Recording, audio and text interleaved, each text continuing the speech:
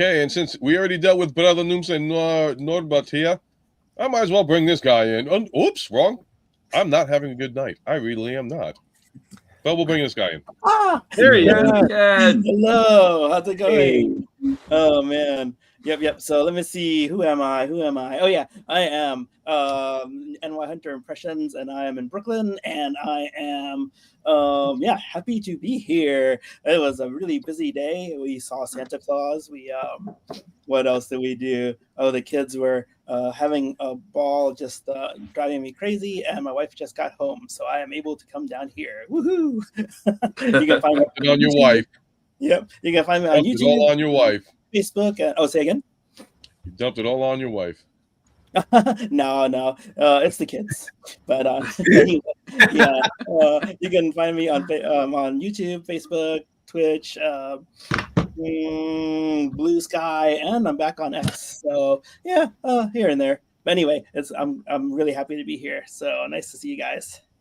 Alrighty, and Norbs, did you actually introduce yourself? I didn't actually get a chance to introduce myself yet or anything. So okay, so are you on? Because I'm frozen. I'm here. You on full screen? Because I'm frozen. Yep, there we go. And I'm Diecast Norbs, Galactic Hooligan. You can find all of my classic material on YouTube over here because, like, right now I haven't done anything new in a long time, so I'm going to call it Diecast Norbs Classic, right?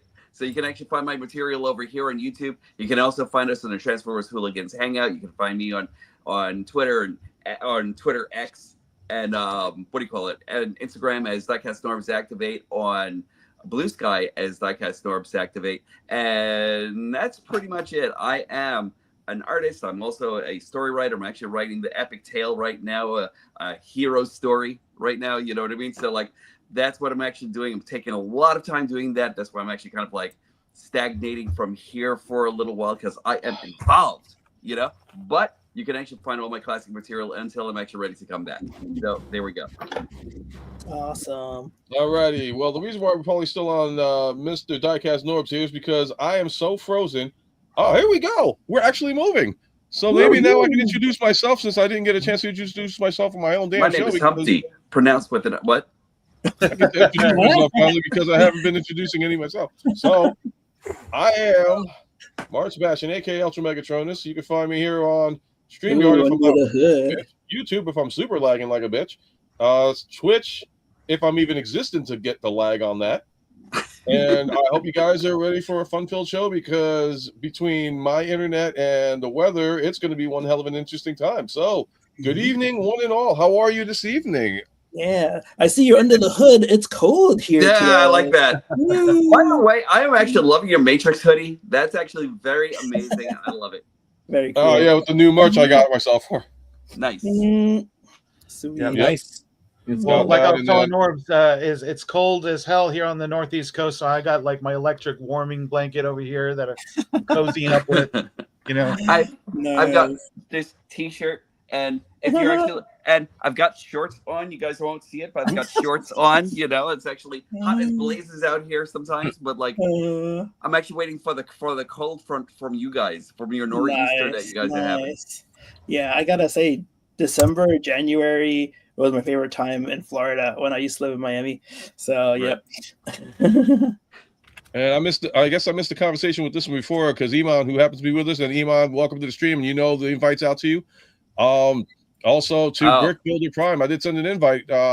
If you happen to pop on, join the party. Hopefully, you won't lag like the rest of us. Well, these guys are doing great. Me, I'm like Iman frozen solid here at times. Just to answer his question real quick. Yeah. I don't know. It's right now I'm actually kind of like writing it as a book. I want to make it probably a comic book, but at the same time, I need more time to actually perfect that and everything. So like, it's actually building up in my. So like, I'm actually kind of like building up this J.K. Rowling kind of thing right now and everything like that, where I'm actually trying to figure out if it's actually going to be a book. But then my inner Stan Lee is actually coming out where it actually needs to be a comic book. So I'm still trying to figure that out. I have some drawings that I do all the time, sometimes every day, right? And I still need to like actually figure out exactly where the path is actually going to be at, or so like just give it a second.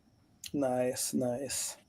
Oh man, graphic novel maybe. That's what I'm actually thinking too, but I need a lot of materials for a graphic novel. You know what I mean? So like, Yeah, until I can omnibus everything like a Transformers omnibus or something like that. You know what I mean? Like, yeah. Cool. Oh man. Yeah. By the way, is there anybody hearing any humming in the background? Just out of curiosity. That was me. Clear. No, I'm just because kidding. I ended up. Some things have changed lately. Like I said, got a new merch. Got a new chair. Oh yeah, that's right. With vibration. Well, it's like it's like Danny's chair, but like white and black. And then I actually got a brand new desk. Nice. Is it bigger? I'm moving up in the world, Mom. You are. Ultra Megatronus actually inspired me on my new chair, so I'm actually it's gonna be coming in soon. And yep. I will sit down just to show you my chair this time. I always stand up for my meetings. Finally. You're always standing. I'm like, he goes through the whole show, and that's why he goes through the whole show standing up. It's a very comfy chair. That's nice. That's a really nice one. I like the fact that you actually have wait like a minute. Check it out. Your camera's actually moving with you fat that's sitting down. Huh? No, he's got that swanky 360 camera. No. Oh no, actually, it's here. Yeah, look at that thing. It's beautiful. But but it just moved a long time with it. It was like Norbsy got like the whole thing. Oh, I'm frozen again. I'm gonna put the comment up. Okay. No, you're fine. fine. Get the screen here. So I just gotta say it's really nice. Oh, I just wanted to say it's really great to see Danny and James and Quentin and Eamon and all these guys here. Yeah, it's amazing. Yeah, it's been a hot minute, hasn't it? I feel like my show's actually doing something. It's like it's uniting the people. Everyone together. All those over to us. Makes me feel like I have friends. It is Vigo. You're like flies in the swamp to him. Oh man. So let's talk about some stuff that we saw on the internet as of late. The big topic of this evening is definitely Onslaught. It's the B. He is finally on site pre-sold. So I'm happy that he's coming out. However, there are some discrepancies that I think we're all going to agree upon. I think the one discrepancy that I think we are going to be on 100% agreeing is the fact that he's going to need the leg additions put on him because but he's is he though? Because I have to agree. It is. I have to agree right off the bat because he looks squat. He does. He looks like barrel chested and squat.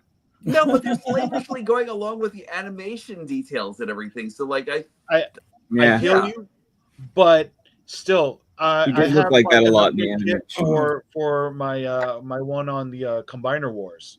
He looks like the Tiny Tim of Transformers in that picture. He really does. No, he's this gonna one be kind of looks like you ever ukulele? He looks like a giant toddler. He's got the proportions of a giant toddler. Actually, if anybody wants to bring up the screenshot of it, I'll put it on. Here, I got this comparison. I got it here. Yeah, but like definitely for sure, I had to say I saw the pictures. I'm like, he looks beautiful. But then you go to the lower half, you're like, do you think missing a little bit of height there with that? And they're already talking third-party leg extensions for this guy. I know I had to get it for. In fact, I had to get it for Menasor. And it looked better with Menasor with the extensions than he did with Outum. Unfortunately, now maybe I'm wrong. Maybe he'll look better when it's in hand. Yeah, but from the images I saw, he kind of looks like. Here, Martin, share this thing I added through it because I got like all these pictures I did for mine. In the animation, he kind of had those a little bit, you know. Yeah, it looks fine to me. Like it looks. You can see it like this, right? So it looks better straight on too, because that other photo was low, right? Right, and there were overhead pictures. I will agree with Raziel Kane in saying that Onslaught looks phenomenal. He looks accurate. Yeah. His feet are arguing that back. He looks beautiful. There's all the different ones. You got the Combiner Wars. You got the what you call it, little New Age, and then some. But I think he looks fine. He looks perfect. The only thing he's actually missing is a giant head. And I'm happy. I'm very happy because I ended up getting him with the shuttle and the jet fighter. So I got a 2-for-1 deal plus Shockwave as the handgun. Yeah, there's other new pictures of Swindle out too. He looks great. But that's one reason why I don't think I'm going to get rid of my my Combiner Wars one is because I do have the shuttle as opposed to the helicopter. Oh, wait a second. Wait a second. Is Swindle going to be coming along with Onslaught? Because that's what I kept on hearing from the grapevine. No, he'll be by himself. No, Onslaught's a solo act on this one. They want to make all the money they can. True. Oh, It's yeah, all they about wanna milking take that money. $1. I like that one. Brutus looks like he could do well with 20 minutes a day on a Peloton. Yeah. He looks great. I mean, look at him right there. He looks fantastic. I'm just down. right in that shot. Let me grab my Combiner Wars one and let me show you what I'm talking about. Give me. All right, I'll put you on big screen with that one. But I mean, like I said, right now he looks great. I'm getting him no matter what. But the thing is that he looks too short, and And the other thing is the fact that I got Menasor with the leg extension, so that's going to cause some issues right there. The one thing I'm glad they didn't do is they didn't give him that giant head that he actually has in the animated reels. Like if they actually gave him that, then he would actually purely be exactly what Bruticus was actually originally imagined as. But like this guy, with the way the head is actually fashioned and everything, he looks perfect. Yeah. Oh yeah. I mean, aesthetically speaking, he looks phenomenal. This is probably like one of the best Combiner Wars. Want to do this? He looks phenomenal. He looks cartoon accurate. But it's just maybe like like you said, possibly if we get him in hand, he'll look better. But right now, by the way the picture looks, and like I said, maybe it is because of the picture. He looks shorter than he should. I think well proportioned. Oh, I've heard that his ankles are actually midway up too. Have you guys heard that? Like like strappers? Yep, that's exactly what's going to happen. Ooh, that's all I'm gonna say. Ooh, but yeah, I gotta get this guy too, because Age of the Primes or the recent combiners have been so good that man, I just can't miss out. Alrighty, look how long his thighs are compared to the other one. You know what I mean? It's like.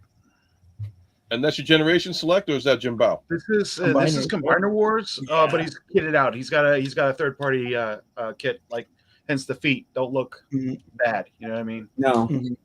Yeah, and he's got articulated fingers. Nice. Yeah. Yep. Sorry, I had to dust off my Menasor here for a second. You could get it, Iman. You could probably get it like on Amazon. Everybody's been banging it out on Amazon. Alternate. I am getting the new one. But I'm keeping this one as well. So I'm thinking I might just have them in their regular bot modes because they look phenomenal. Like I'm not going to lie, they look phenomenal. But as far as Bruticus goes, I think I might keep this one on the shelf looking the way he does because I got rid of my other Combiner Wars Superion when I got the new one because I thought he looked great. I'm going to put them together and see what he looks like and have them side by side and then make my final decision then. But from the pictures that I saw, I think he's going to need a leg extension. They did it, like I said, they did do it with Menasor, and I did get it from Menasor, and I have no, in fact, give me 1 second because I have him behind me. Let me edit this out. I didn't really see a need for the leg extensions for this guy already. No. Like I thought it was actually kind of like perfect just the way it was. I liked him too. Yeah. The other thing, I know it's animation correct, but the cars being on the back end just kind of bothers me. Yeah. Oh, yeah, that doesn't bother me at all. I think it's so cool. I can actually. All right, I'm zooming in. Cameraman, zoom. So, this is him with the leg extensions. If I can get in the shot. Right. So you can see there is a huge difference. But now I think it looks too long to me. I love him like this. I think personally this is better than when he was shorter. Because when he was short, he was stumpier. This guy with the extensions, but I guess it's based on like how you feel about it. Right. But truth be told, for me, I love it like this. The leg extensions I thought were great. Anybody in the chat, if you feel the same way, like give a shout out and some love. If you disagree, put it up there too. We're not gonna hate you for that. Rico, you thought it was better like this? Okay, so we got to go to Norbs, who's got his version. Well, I'm actually just doing the Rico thing just because I wanted to see exactly how this section looks. But like, I don't know, like I think it's actually cool, but like I still like this aesthetic a little bit more. Hold on, I'm gonna see something. Hold on, I'm gonna move you down. I'm gonna move myself down here, and if I can try and get the magic there we go. Get them together. Yeah, I'm trying to get it. Okay, so definitely he's about an inch taller than yours. Yeah, he is. I can actually see it already. Like I see the way. Where is it actually at the knees? The And Blue extension. too. Long time no see, brother. Man, how you doing? Yeah. Loving the Magic Square one still, but I have the cars in front also. I still have to get into all your legend stuff, you know? No, you know what? Right now. You know, I got into Legends, especially the combiners, because the Hasbro combiners weren't doing it for me. But now I'm really happy with the combiners that Hasbro's are coming out with. So I still like the cars in front better. But Magic Square is pretty good too, but pretty small compared to the rest. I mean, you can still like throw the cars in the back and all from the back to the front, but oh no, you can, yeah. If you look at the back, in the front too. The feet, the feet are on the other side too. Like there's square feet on this side, and there's round feet on this side. So, all right, so we got that guy out of the way. So we're gonna go a little bit off subject from Transformers and talk about something because I love involving Ghostmax in our conversations. So. He's probably, I don't know if he's knowing where I'm going with this, but next topic in hand. Oh my God, I'm actually bringing up topics for once. This is crazy. Next thing you know, I'll be doing freaking news reports from outside. Oh wait, that's fake. Somebody else has got that gig. Anyways, so the next topic I'd like to talk about is talks of the new sequel to the Batman. Scarlett Johansson is reported to be in the movie. But I forgot the actress's name, but Selena Kyle, aka Catwoman, is not returning as Catwoman. Really? Yeah. Wow. Wait, so, they only have room for one sexy woman at a time? Probably do. I mean, they did a Vicky Vale, then they did a Selena Kyle, and then they did Nicole Kidman, and then they did a failure of a movie. Wow. But, they did I wanted to involve Ghostmax on this one. Yeah. Well, kill the dinosaurs. The Ice Age. Yep. All right, I'm gonna zoom in on Ghostmax. So, what do you think, bro? Because I've known you for years, and I know you. You didn't really see the new Batman movie, unless you did. I mean, I saw it. It was like I watched it. It was good. I mean, it's not something I'm gonna go out of my way to watch again because I think they're just trying too hard with the realism. Okay. I hope it does well. I'm probably gonna skip it though. Oh, you're gonna skip the sequel too? Yeah. Well, I mean, I saw the Pattinson Batman movie, The Batman, because it annoys me that they chose that title because the 2004 cartoon was called The Batman. Right. But yeah, I hope it does well. I'm just not in a hurry to watch it or watch the sequel. Okay. And I do want, on the other hand. Yeah. I do, on the other hand, want to read the series, the novels, and some of the comics that are set in the Tim Burton era of Batman movies. I do have to get those. There's one that's set in between Batman and Batman Returns, and I think there's another one that picks up after that, which is, I don't know why, but they made up a different Riddler. So I guess they're just kind of trying to ignore Batman Forever. Okay. Wow. Right. I mean, if it was going into the live action movies, the casting was supposed to be Marlon Wayans playing Robin. Robin, yep. They wanted Robin Williams to play Riddler, but something happened with him and Warner Brothers, and he said, "Up yours, I'm not doing it." So here we go. We got the finger up. So that means what happened on that is to convince Jack Nicholson to take the role of Joker. They told him if he doesn't do it, Robin Williams will. And Robin was jazzed to play Joker. And they gave it to Jack Nicholson, and Robin's like, fuck you, I'm not dealing with you. That's why he didn't even bother taking calls when they started talking about Riddler. Well, they got Prince to do all the music, which is exactly what Jack Nicholson actually wanted. So it was a win-win and all together. I love Robin Williams as much as possible, but I don't think the movie would have actually been the movie without Jack. Mm-hmm. Yeah, I mean, you know what it is? I think about it, and I say to myself, Robin Williams would have been a great Joker, but would he have been like what Jim Carrey did with the Riddler? Would he have carried like I get what you're saying. It's a Romero version of Joker, like Jim did Gorshin's Riddler.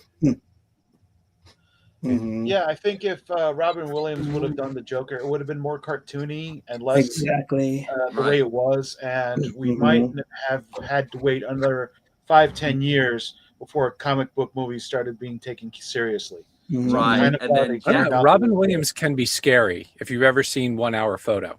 Oh, Yes, yeah. but Jack yes. Nicholson But- actually kind of like brought in the right amount of darkness and comic book at the Yeah. same time. Mhm. You know what I But mean? back So, in like, '89, you know, when that came out, comic book stuff was very much like Super Friends was still a thing. You know what I mean? yeah, It was Mhm. still that Yep. era. But it was still kinda taboo at the barely same coming time. out of the Silver Age when, you know, like the X-Men comics started coming out and stuff. So I would think that he would have played it campy like the 1960s Batman. Mhm. That's just my opinion. I could be Agreed. wrong. Yep. We'll never Agreed. know Well, until we even- can open up Yep. a time dimension door to another universe where Robin Williams did get the part. Yeah, but even if you were not wrong, Even doing the Bat-Tusi. I can't see No, my. That Now needs I to be can't a see move it. in every single Batman movie. oh man, no. But Like, I was what gonna if- say, you know, even if you are not wrong, Rico, then people like me who didn't see Robin Williams in anything but comedy, Thank you, Quentin. Thank I you, would Quentin. be, Yep. I would And be an waiting interesting thing for on the Dick next Tracy, which punchline I'll tell you afterwards. instead of something scary. So I wouldn't have expected anything like that. So that would have bummed the movie. I'm going to do this first. I'm going to bring up Iman. Okay. Yeah, he did bring a good version of the Joker, a darker version of him, which we honestly should have. We needed. We needed to change from Super Friends to adulthood style, like hero movies. And Wait, then, oops, why did that do that? I don't know why. And When did it's- Turtles come out? Thing about Dick Tracy. no, let's go back. Turtles So came out in Quentin- 91. I think it was And 90. was that First around the movie was same time that 90. Batman came out? Secret of the Use was 91. Was Yeah, that the same which one? time around as Batman, or like relatively? Well, again, 89 was Batman. Okay. Yeah, Batman was Batman, Returns yes. was, I think, a year and a 92. half later. Yeah, 92. So Summer 92. yeah. So what was the first comic book movie? Because I'm actually trying to figure out, like, in All right. terms of So, Well, Batman. the first, I mean, before that, it was the Richard Donner Superman movies, you know, Right. and And he like a got lot of fired from Incredible the Hulk on second TV one, and stuff so. like that. But I'm talking about when comic books movies actually started getting serious about being movies, and I think it actually started with the turn of Batman. You know, and if Yeah. Batman Well, that's didn't what I'm make saying. it- Like the Tim Burton 1989 Batman is kind of where it started. right, And I don't think we would have got that same tone had Robin Williams been the Joker. right. Yeah. It would have been campy. I think it would have been Cesar Romero Joker. Jack Yeah. Nicholson brought in the darker Joker, and then thankfully continued over with Mark Hamill, doing it in a way that was not Cesar Romero, but not Jack Nicholson. It was just its own entity, and there will never be another Joker. I mean, like, there's other people that are doing other Jokers, but as far as voice acting in a cartoon is concerned, that's going to be the toughest act to follow. Definitely with Joker. I want to address what Quentin said, because there's such an interesting story going on with this. All right, I'm going to zoom you in. Danny, how you doing? I just want to make sure you get some love there. Oh yeah, So, I'm good. Warren Beatty owns the film licensing for Dick Tracy, and he's held on to it for decades. And he's so spiteful of how Disney treated the movie that he's like every 10 years, like in the middle of the night on Turner Classic Movies, he does like this bizarre special where he's playing like these specials where he's playing Dick Tracy, and he's talking to a couple of hosts from the channel. It's so bizarre. You can probably I've found one of them, at least one of them on YouTube. It's like he's just doing it to make sure no one else can make a Dick Tracy movie. Nice. That's a way to hold on to spite. That's like Harmony Goldanks. You know, that's great. That's amazing. They're so weird, such weird specials. Yeah. Like, I'm gonna look that up tonight. That's gonna be great. That's gonna be some good watching for me. See, I think the movies, like, it started, like you said, the movie started getting dark with like 89 Batman. Then it started getting campy with the Batman Forever and then Batman and Robin. Then when they Snyder were comes sliding out down with, those dinosaur tails and it was making the noise, the cartoon noise, I was literally face palming in the theater, dude. I'm like, we lost. It's like 3 steps back. You know what I mean? Like where did we go wrong? It's the 1960s Batman with nipples. Well, because after Batman Returns, Tim Burton got like unofficially fired from making the next movie because the idiotic backlash that the religious right did, hating on it, saying like this is a war on our children. Like, dude, you know what? Yeah, but they also say that about video games, cartoons, bubblegum, anything you want. Anything. I'm going to throw in my 2 cents about this because I was watching all these documentaries and all these historical things. So as far as Donner's Superman is concerned, he was supposed to do both. We all know that. The Salkinds wanted to get it out into production, then they wanted to make it more comical because that's what they want. They wanted comedy. Donner was like, no, I don't want comedy. I want this to be an actual serious movie because I think people will be drawn to the fact that it's not the Super Friends. It's a story about a man from another planet that came down and is trying to become part of the society and try to do right by everybody else. When the Salkinds didn't like the fact that he was going a little bit over budget and they wanted to rush it, that's when they decided to say, you know what, we can get somebody else to do this, you're fired. And because of that, Marlon Brando did not return to do any extra scenes. Gene Hackman did not return to do any extra scenes. Margot Kidder was kicked out of Superman 3. She only had like maybe 5 minutes of airtime because she protested Superman so much of the fact that Donner was released. The only person that stayed because it was going to make him or break him was Christopher Reeves, and I will commend him now. He will always be my Superman. He is a Superman in general as a human being, but the fact that he continued to stay with the franchise just to try and resurrect it. In fact, Superman 4, Gene Hackman came back and Margot Kidder came back because of Christopher Reeve. Well, also the Salkinds weren't involved in the production. That was the best reason too. It was Canon Films, which wasn't much better, but yeah. And then you go to the Superman return. Superman comes back, returns, whatever, with Brandon Routh. And I want to try and give a little bit of credit to Brian. Was it Brian Singer? Brian Singer did that one, right? Yeah, Brian Singer.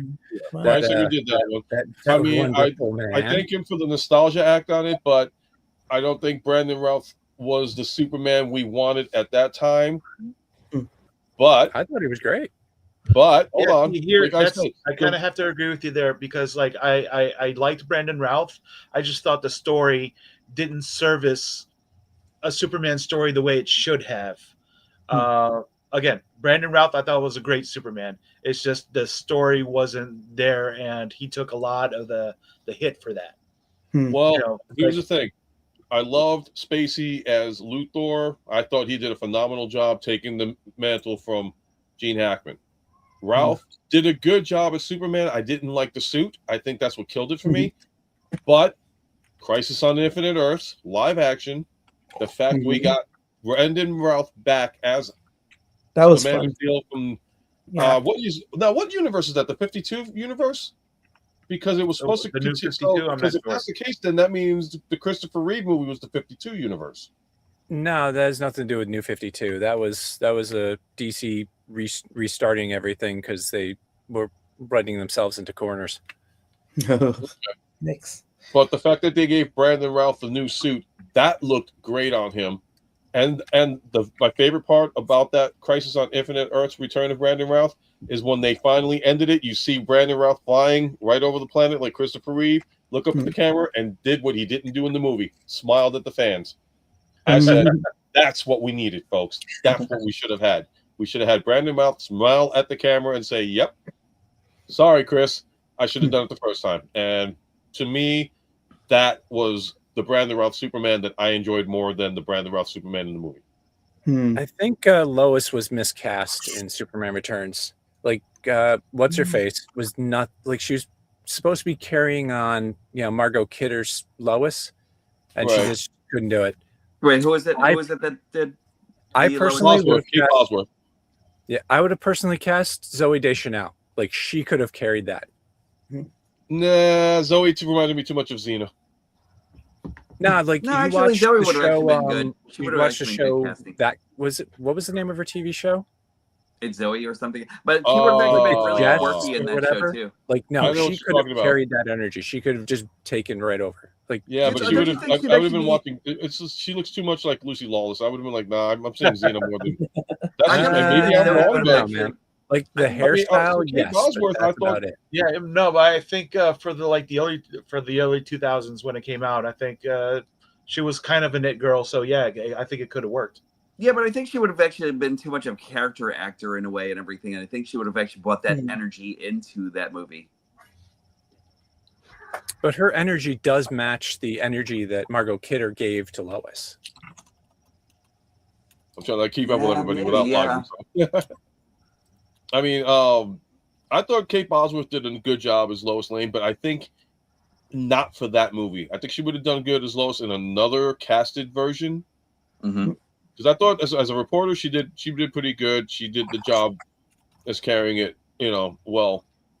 She's no Margot Kidder. She's no Amy Adams. That's another story to talk about later on. Oh, I still love her though. So like, she can do no wrong to me. Amy Adams. Yeah, I agree. But like Kate Bosworth, she got a lot of slack. But honestly, I thought she did a good job as Lois Lane. But it was just the movie itself was kind of like a complete miscast. It didn't feel she was the fit for that particular role, for that particular movie. If it was another one, I don't know who they could have casted, but maybe she would have fit with I don't know, with oh Christ, I can't think of his name now. I got his image in my face too. Oh Christ. Okay. How about this, you guys? Here's a question for you. You guys get to make a Superman movie. Who's your Superman? Who's your Lex Luthor or other villain? Brainiac, whatever you want. And who's your Lois Lane? Go. Damn, that's a hard question. Have a good one, Blue. Thanks for popping in, man. Happy holidays to you. You can pick anyone from time or space. You can pick Warforth the Norgork if you want to. You want to know something? I would still bring Henry Cavill back. Like, he's probably like my Superman throughout, like in any incarnation of Superman. I think it would actually bring him back more than anything else. So yeah, let's say like any de-aging technology or whatever you want, so you can bring anybody, live or dead, back as Superman. And Cavill was good. It's just the movies weren't. Right. What, Henry Cavill's movies weren't? What do you? No, what? Henry Cavill. No, I get the Zack Snyder movies where some will say like, okay, they overcorrected, they went a little too dark, like whatever. I get the argument. But let's say like you're making a Superman movie, who's your cast? We'll worry about the story later. Who's who's your lead? Who's your villain? Who's your love interest? Who's your Lois Lane? Whatever. I'm Lois out. Lane. I'm out. You know who really impressed me as a pick Superman? I cannot pick a Superman. You know who really impressed me as a Superman? Tyler Hoechlin. Yes. Okay. Yes. But he already played Superman, so he can't count. Yeah, but I'm just saying, like he was really good. Lois Lane. I thought they had a great chemistry. Lois and Superman. Yeah, Superman and Lois. I thought it was a great series. I love the fact that they introduced their kids, and they had stories that they brought back Doomsday that kind of look like Doomsday now. But not a cave troll. No, not a cave troll or whatever that abomination thing was. But it looked like the cave troll from Lord of the Rings. It looked like shit. I'm just gonna call it as it looked like shit. And yeah, I mean, like the whole thing with Jet Li as the Joker, Quentin. Really? That'd be hysterical, but I don't know if we're actually if we're ready for a Jet Li Joker. He would actually take out Batman just Jackie like Chan. That would be terrifying, man. He would actually take out Superman just like this, like there's nothing stopping Jet Li. That's all I'm saying. Yeah, Donnie Yen is Superman. Donnie Yen is Superman. That'd be cool. Why is it that I actually have Xena Warrior Princess playing Lois Lane in my head right now? Thanks, guys. Well, you brought up Zoe Deschanel. I thought Zoe looked Lucy like Lawless Lucy, can play a lot of things. She's got a great range. Okay, so choose a villain. Who would be the villain? Would it be Lex Luthor, Brainiac, Doomsday, Anybody. I'd do Parasite. Dark Side, anybody. Parasite would be a great villain. You know what? Looking at some what Parasite, that would be a great villain to put on screen. Parasite would be interesting. What do you think of this? I would do Thinking Parasite about, because yeah, go for it. Yeah, he's he's a villain that doesn't get a lot of play, and he's honestly pretty tough one too. He gets his hands on Superman. He's got Superman's powers for a little while. So. Absolutely. Well, who's the one they had in that new Superman movie? What the hell's his name? I forgot. Oh, the latest one, right? I don't know. I haven't seen it. I actually like that one a lot. Metamorpho? Yes, thank you. He's kind of like a Parasite. He's not a villain, really. No, he's not really a villain, but he's like a Parasite kind of deal to me. But that's why. He can just change the state of matter of himself. Mm-hmm. Yeah. I thought he was going to be Martian Manhunter when I first. Now, how about Metallo? Metallo would be great. Heart. Oh man, Metallo would be great too. Yeah, like just the special effects alone from Metallo. Because then you have that whole thing where there's two Supermans, for a while, and here's another thing: you can cast a different Superman who's previous as Metallo, and it would still work. Ooh. You know, it'd be great if they could have Brandon Routh and the new cornflake guy, both in the same movie, both as Superman, until one of them becomes Metallo. Wow. What's his name? That's a good storyline. You've been thinking about this for a while. No, that was just off the top of my head. I was just like, that's Metallo. really Like good. that idea, Quinn. Here you go, guys. Here you go. Yes. I agree. He did. Norb's ecstatic. Yep. Wait, crap. I'm trying to Congratulations, Norb. You can stop your regular job and go into freaking acting. You're going to be I'd do it tomorrow if I could, Actually, who do you think could play off Static Shock in the 21st century?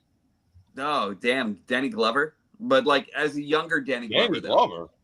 Danny Glover was my age. He was too cool for this shit. You mean Donald Gambino? Danny Glover? No. I mean, I thought you. Yeah, Predator 2. Danny Glover. Yeah, maybe Donald Glover.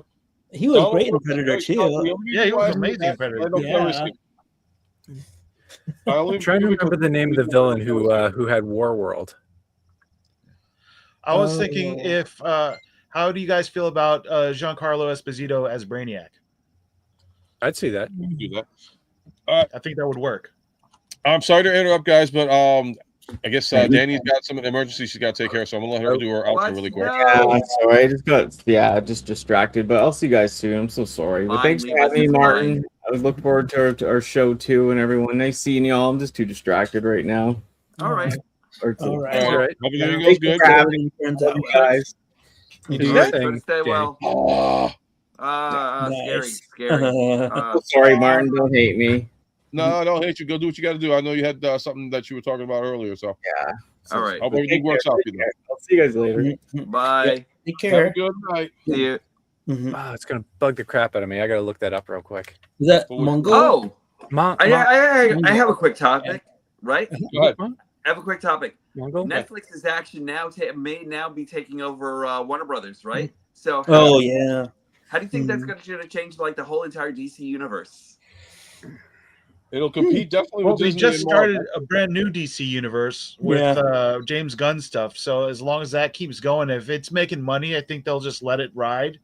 However, there could be some shakeups that we don't know about. There could be some exec that at Netflix was be like, yeah, no, I'm going to take over Superman now and blah, blah, blah. I could see that happening. Yeah. I can see They're that not shit. bringing back Henry, though. Yeah. They wanted to bring back Zack Snyder to take over and bring back Henry Cavill will come back if Zack Snyder comes back. I heard Henry Cavill was coming back to Superman.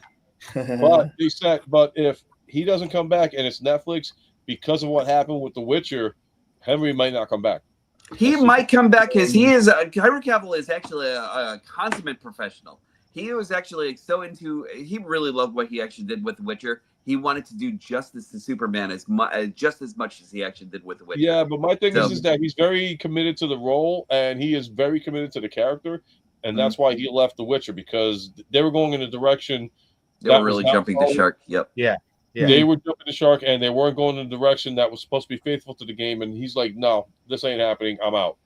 And well, I mean, the game is the game, but the book, even the books, like he was a big fan of the books, or still is, but and he was like, no, this has nothing to do. Like the whole reason I signed up is because we were going to do it by the book, and you guys are going way off script, and this is not the Witcher. Yeah. You know, it's like if you want to make your own thing, make your own thing. Don't tie it to some other IP just to try and snag some eyeballs at the beginning, because that never works. When you go too far off the rails, when you go deviate too far from the story, it never works. All I'm saying is, like, Netflix, listen to me. Listen to Norbs here, right? Hold on, like cameraman zoom. Wait, Gal Gadot. Bring back Gal Gadot as Wonder Woman.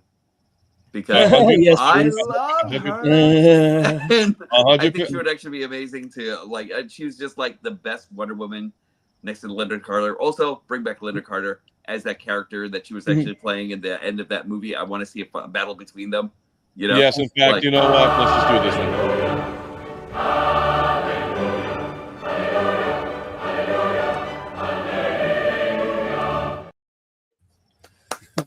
That's what, right? That's what I'm talking about. I know.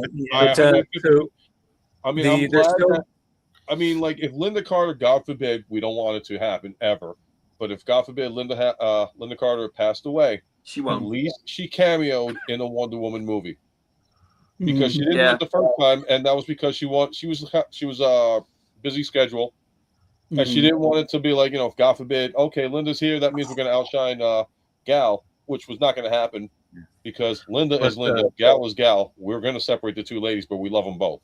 And right. the fact that she came back in the second movie, it's like, oh, I wish they would have made a third one. So I have a viewer on my channel, Sukayumi, saying Netflix is notorious for just randomly ending shows. Like, for example, what was the one with Genghis Khan? I think it was Marco Polo. Yeah, ended on a cliffhanger. Show was fantastic. Show was great. Had a Zatoichi and everything. Where the hell is my Marco Polo season 2, man? They just nope. That's it. We're done. That might be true too. Yeah, you're right. Yeah, that's another thing we got to watch out for. It's like, yeah, they might absorb Warner Brothers, then they just might shut down the whole thing and be like, yeah, no, we just wanted your studios. Oh, that would suck. That would suck. Yeah. I mean, honestly, like, they are infamous for the 3 seasons, but they did break the curse. Cobra Kai. They broke the curse. Yeah, that was good. Now, originally was a YouTube original. It was a YouTube Premium. When they launched YouTube Premium, that was their launch show. That was trying to get people to come in and buy YouTube Premium. And me being a pirate, I said no. No, I agreed. I did not. I waited till how the hell did I end up seeing it? Did your brother get a hold of it? No, I ended up watching. No, I think I waited until it came on one of the streaming services. I forgot what channel it was that I watched. No, it on. you watched it before I did, and it was still on YouTube at the time. I think YouTube. You're the one who they were so convinced me. desperate. I think they were so desperate. They were like, "Listen, we'll just put it on, and then like we'll put it on a month later. You can watch it like that." So it was like, "Okay, well, everybody watched it. I'm watching it a month later. I'm still getting it for free." But when Netflix nabbed it, it was like people wrote in and said, "God Almighty, this is the season 1 and 2 were phenomenal. You got to make this keep going." And they got up to, and they went up to what, season 6? Yeah. And every season, it was like when you thought the season was good, they couldn't do any better. They did it. That was the one of the many series that have come out that it's like they outdid themselves in each season. And yeah, they upped the ante every season. It was great. Yep. I mean, I saw the Karate Kid Legends movie. It was all right. It wasn't spectacular, but I haven't seen it yet. You haven't seen it yet? I won't. I haven't either. And now anybody that it's like out of theaters and on streaming, I think we're gonna check it out. I think it's on Netflix or Prime. You and I have some vacation time coming out, and that's when when I'm gonna start catching up on like stuff like that. Gotta make that list. Yeah. It's out on Blue, so I'll probably be picking it up soon enough. You don't got Netflix, Matt? We do, but I'm just getting sick of streaming services. Well, no, because Netflix has it on right now. Karate Kids Legends. So if you want to check it out now, it's available. Yeah. Well, wait, where is it? I have the Blu-rays for all the other movies. So. And I bought it. I bought it digital and all that stuff. I mean, I got to start buying the physical copy because it's true what they say. They own the licensing. They can yank it anytime they want to. Yep. Am I the only one who you're not buying anything a digital, just an extended rental. Yeah, by the time it's taken off, I'll be dead. Here's an idea: Supernatural and The Walking Dead. Don't worry, Norbs, you'll get in. Oh, yeah, My wife would just trying to probably jump like in whenever I can. Who wanted to say something next? So I'm the only one who actually loved Karate Kid with Jaden Smith. It's good. I haven't seen it. Good. It's what? Yeah, I haven't seen it. Oh no, that needs to be high on your priority list. That's a good really? Yeah, it's good. It does beat for beat match the original movie. Mm-hmm. It does, but my only issue with it is that you're in China. You're instructed by a Chinese man. How is that okay. So this is my thought. But they did explain how it happened. Well, this is my thought on it, right? I know they wanted to go on the franchise, but I think it still should have actually been called the Kung Fu Kid, since he's actually over in China and they were actually basing everything on Kung Fu. Like no, because he did take karate. Jaden Smith's character did take karate, so it had some legitimacy for it, and the fact that Will Smith bought the rights to it, which is like, okay, just as long as you don't do a Bill Cosby on us, we're good. Don't slap me for that, Will. Please don't slap me for that. I love this movie. But the one thing I will say is that I'm glad that everything has now been incorporated and nothing has been left behind. So kudos to the Karate Kid, Cobra Kai franchise for continuing to do justice to the series.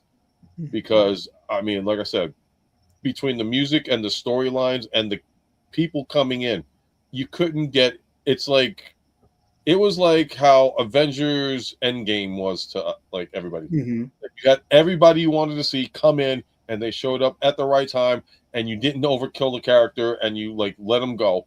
Mm-hmm. And if they were in for a little bit of time, they were there, and they had a major role in it, and that's it.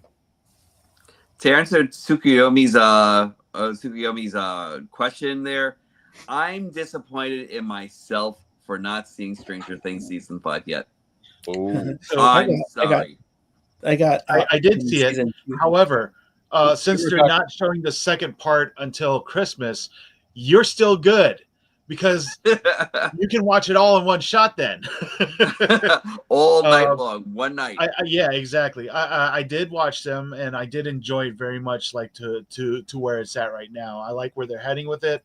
I'm ready for them to wrap it up though, because the kids are aging out.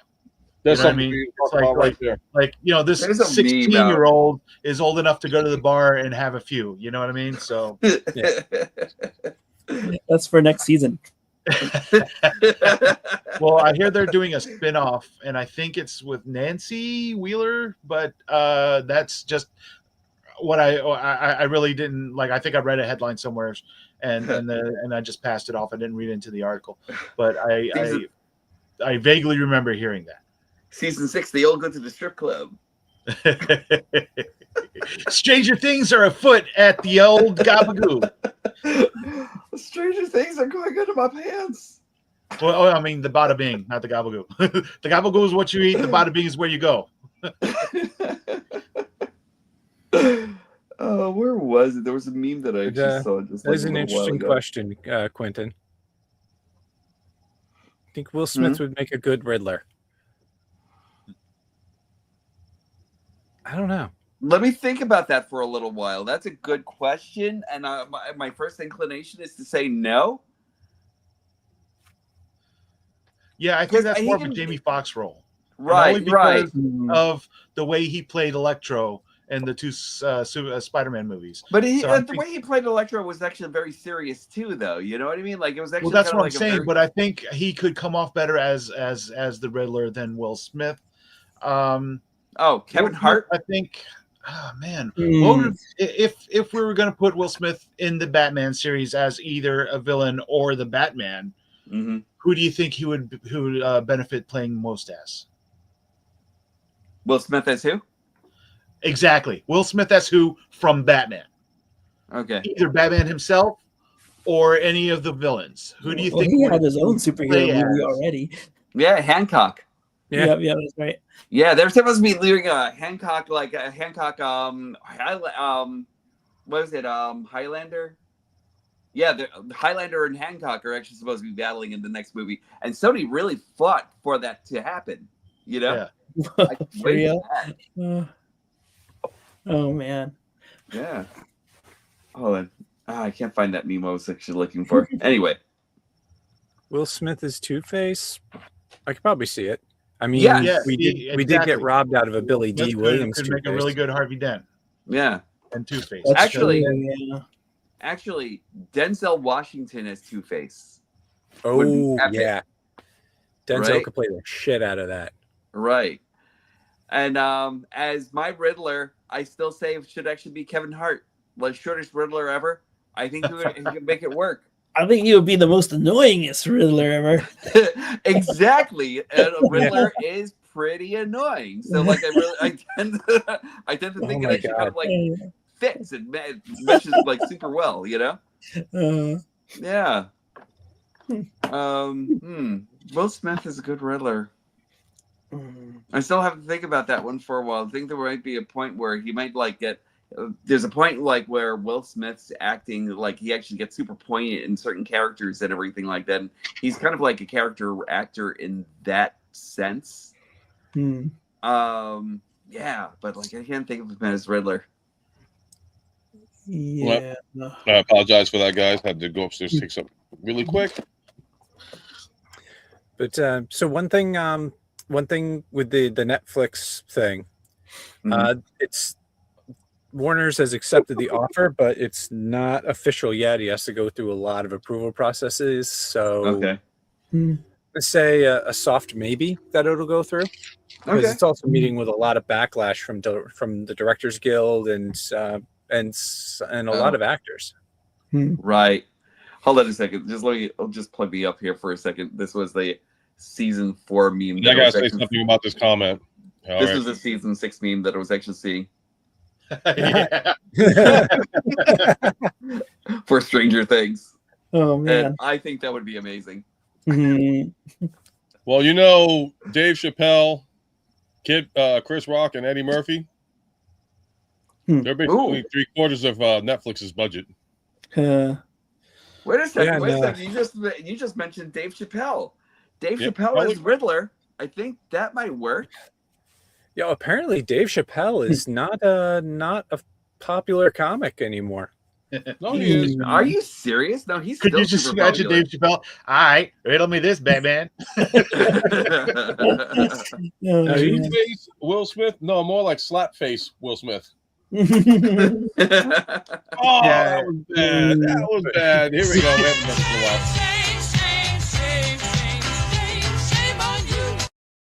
in a while. I think you could play a cock knocker from what was it? Jane Silent Bob Strike Back. That's what you can play Will Smith as. What that?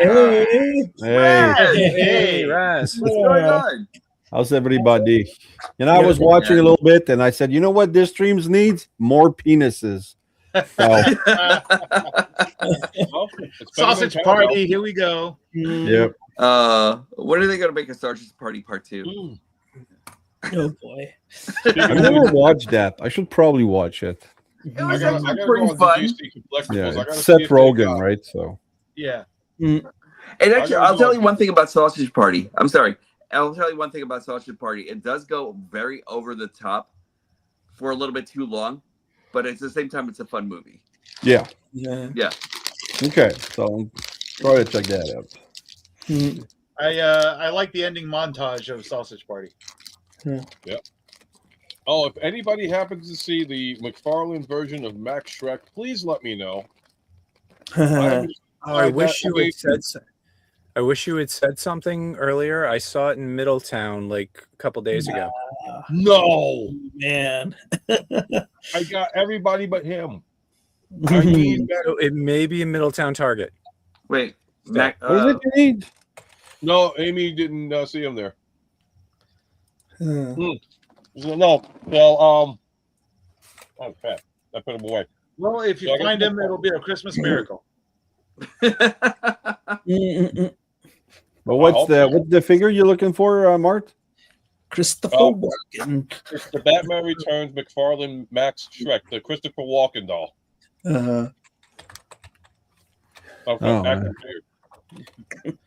He's got a watch stuck up his ass. Toyman to Superman. Yeah, I was gonna say, does he come complete? Yeah, I can get it for you. Oh, cool. It's well, I mean, if you want it, it's in stock at DJC Collectibles. I was going to say I was going to take a look at DJC Collectibles, so I'm going to hold on. If we're going to do this, I can't do this. Here we go. Zoom in. Do the promo. Get it over with. Oh, yeah. My name is Raziel Kane, and actually, you know what? Let me show you an exclusive. Because nobody commented in the chat. Thanks, guys. But video file. Can I share this? Yeah. Yeah. All right. Press play or whatever. Crap, I'm frozen. Okay, I have to stay. Oh, wait. Will this get me copyrighted, boo-boo? No. I thought you said not to share that one. Well, yeah, but I'm okay now because I did the intro. Like it wasn't just a. Oh, okay. As long as I don't get, because I know they'll knock me on that one. But here we go. But why would you get copyright? No, you're good. It's laggy because we're. Nice. I wish it wasn't so laggy, man. Anyway, it looks better on my screen, but yeah. So that is my new intro that I got my friend Gabe the Animator. And I was looking for something different, something shorter because yeah, I got together with Captain Kyle, which I think everybody knows him. He was in Baltimore. I actually live not too far from him. He is about a 2-hour drive from where I'm at. Okay, cool. Great guy. So because we're talking, and he analyzes the whole data stream and the metrics of YouTube, but he won't volunteer the information. Like if you ask him, he's more than happy to help. So wow, that's a good guy to have in your team. Yeah, so we went over a few things, that I should probably work on. But overall, yeah, he said the shorter intro, and one thing he said sound more enthusiastic. So apparently I sound a little depressed when I do my reviews, so I'm gonna work on that. But yeah, you can find me on YouTube, Facebook, and but today's review was I think I have my Run Amok review that I need to edit. But it was the Insecticons toy hacks one, because I saw that one. Yeah, that's today. So that's my last one. I have Run Amok that I could edit, but at this point I don't know how many views that would go get anyway. Be more enthusiastic. It'll get tons of views. Yeah, well, it's already shot in my depressed tone, so I'll tell. Hold on, guys. I'm going to show you the one thing that I was excited about with McFarlane's toys, and I just got this recently. Do you want me to close in on? Wait, is that the one that shoots water out of its mouth? No, this is the one that has like this mini Superman to torture. There you go. And he's still off scale. It's all right. Oh yeah, absolutely. No, it's not all right. They should have made Superman the correct scale size for the comic book. He's too big in that. Well, I actually have the other. Well, I don't have the like a Superman from the comic book or something. Maybe I could actually shrinky dink this one down or something like that. I don't know. Yeah, shrinky dink him like the size of Optimus Prime from freaking the Ark. Well, look at this. Isn't that beautiful? It is. Godzilla, yeah. Superman, no. Yeah, that's right. Because Superman's always going to be a bitch. Oh, just kidding, everybody. All of you who are Superman fans. Anyway, this is great. I love this. So, like, just anything where Superman can actually be tortured by Godzilla, I'm all in for. I still kind of want to get the one with Batman and King Kong. That one looks all right, but same thing.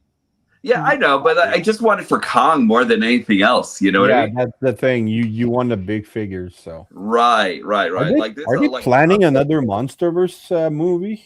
Yeah, they are. Apple confirmed season 2 of MonsterVerse.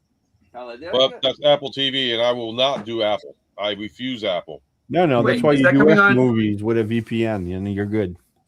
No, they got the Supernova one coming out, and there's supposed to be Space Godzilla and possibly Destroyer. I don't know. Yeah, I'll be there first day. Heard about that. So, who else has some new stuff today? I know today. I have Quick Strike Lucas. and.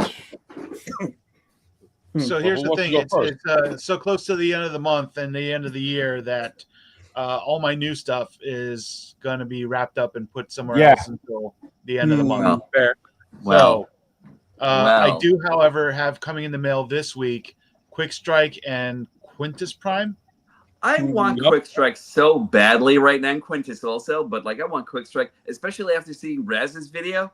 I want Quick Strike so bad. Yeah. Yeah. Oh my God, Raz got so much heat for that too, from what I saw, because because Raz, he got it 3 months earlier, and people they started treating him like he was another YouTuber by the initials PvP. Come on. He got. I didn't see that. I didn't read all those comments. I don't get it. Like, if he actually gets it early from CMD and everything like that, and they actually packed it, and that's promotion right there. You know what I mean? But I'll tell you this, Raz, hate views are still views. So yeah, exactly. But I didn't get a lot of I didn't get any bad comments directly on my YouTube and Facebook. I've shared it, and sometimes I try to read all the comments just to, but I don't think I've seen a lot of negative stuff. So, but I did point out in my video that I bought it legitimately, and basically, I don't know, it's something to do with solid case versus assorted case, and DJC got an assorted case and he wasn't there. So, but if you want to pre-order it, Norbs, there's still a pre-order going on at DJC, still available. I've seen a bunch of pre-orders out there and everything. I still have to get Quintus Prime because I think Ultra Megatronus was actually getting his soon or something like that. And in fact, that should be coming in this weekend. Right. They said December 8th or 9th. In fact, let me confirm it on my. I'll tell you what I did. Motorola phone. Phone. Guys too, because they were like, okay, it's coming January, and hold on, let me zoom in. And anybody want to whip out stuff from the past, present, and future? You got the Hot Wheels. Yeah, I cannot wait. And I heard more Hot Wheels are actually coming in pretty soon, so how much does that cost you? Oh wait, that's not the Transformer ones, are they? They are. No, let me rephrase it. They transform, physically transform. Yeah, dude, yeah. How much did you pay at for this size? Come on. I think they were about $30 a piece on Amazon or something like that. Yeah, so. Yeah, they are more expensive because of the licensing, but yeah. My mother-in-law was looking for something to buy to my kid, and he loves Hot Wheels, so I actually got them for him, and because I wasn't gonna get it, I'm not a huge Hot Wheel guy, but the designs are great though. But I need to buy a figure. I need to have a nostalgic attachment to it. I get it. But the designs are great though. I think I need to just come out of retirement just for this reason, for that. And Quintus is coming Tuesday. Yeah, I'm still kind of bummed that you didn't get the 005 though. You got a different companies. Just to answer Quentin Rom, no, they don't fit the tracks. They're way too big. That'd be nice. Rico. You said you wanted. Oh wait, Rico's going to share something, then Ghost Max is going to share something. So I'm going to go in the order of because he reached out to me first. So I'm going to go Rico first, and then Matt, I'll get to you afterwards. No worries. Okay, so earlier today I was at the Renaissance Fair in my state, and it was Yuletide, which is for Christmas, and so we dressed up. Me and my wife and a couple of friends, and we went out, and I gave the pictures over to Ultra Megatronus. You want to show those off, or can I do it? I don't know. Yeah, go ahead. You're already on camera. Go ahead. All right. I'm not exactly sure how to share my screen or whatever or get them up. That's why I said beside your pictures, there's a present button. Let me. Okay. So just send it to me. Yeah. Present. Okay. Yep. As long as you're authorizing it, we're good. You know what? Let Ghostmax go first because I completely don't have these on this computer. I have them on the other computer. So why don't you come back to me? All right, I'll zoom out. You want me to just you want to Oh yeah, unless you want. Yeah, I see the present button now, but yeah, go for it, man. It's gonna take me a minute to set it up. Quentin, I kind of wish that they actually made bigger Hot Wheels tracks for these Transformers. That's all I'm saying. No, while you set that up, I'm going to go to Ghostmax because he had something he was going to show for us. All right, so as a little bit of a celebration for finding employment again, I bought toys. Nice. Nice. That's the way to go. Oh, nice. So they are the Super 7 ones, and I'm usually hesitant to buy Super 7 figures after the way they treated their liaison, to New Japan Wrestling. Mm-hmm. But these were on sale in Big Bad Toy Store. So I'm like, and Oogie Boogie. But we still buy from you. That's not the NECA, is it? No, this is Super 7. Those are all Super 7s? Yep. Yeah. NECA I do have a pre-order for the NECA ones on Big Bad Toy Store. I will tell you right now, get Sally as soon as you possibly can. It took me I did a pre-order for all 3 figures. Agreed. Because Sally's actually going to be the one that's really going to be the hardest to find more than anything else. Yeah, Sally. She is. Sally, I went ape shit looking for it, and BBTS. In fact, it was BBTS that had gotten it. So, if you get her, good. Because she's a pain in the ass. Oogie Boogie, nice. So there's the art on these are pretty good, except this drawing of Sally bugs me because it doesn't look right. I can see that. I thought it looked weird. Yeah. Because and it took me like a few minutes to realize. Look at her mouth. It's the teeth, right? Yeah. No, it's her lips. Like she has full lips and they're symmetrical. Wait a second. Do you think that's an AI renditioning of Sally? Everything's AI these days, so probably because her lips are asymmetrical and kind of thin. That's why I'd rather want with a NECA. Oh no, the toy is fine. It's just the art is off. Wow. It's like, what are they trying to make her Judy Hopps or something? Like, I don't get it. Judy Hopps. Oh my God, you have to go Jump Street on us. That's right. And we got the TF man in the house, and thank you. Finally, the man opened up Armada Optimus. Woo! Oh, there you go. Woohoo! Yeah, nice. All right. So, what did you think? It was beyond impressive, more than I thought it would be. That's right, baby. Very good. 2 years of this service to you, man, and I was so glad when I saw that review popped up. I actually got me a snack, got me popcorn, got me a soda, and I was like, yes, finally. And I watched the entire thing from beginning to end. So if you haven't, check it out. Full of info, and you can see he was excited about that. All right, so before we get we're gonna go to. We just had the pictures for you, Rico. What happened? I put the wrong ones up, so give me a second. I'm still working on it. Okay. Those weren't the ones that No. I don't want to. You said to the naked one. That's why.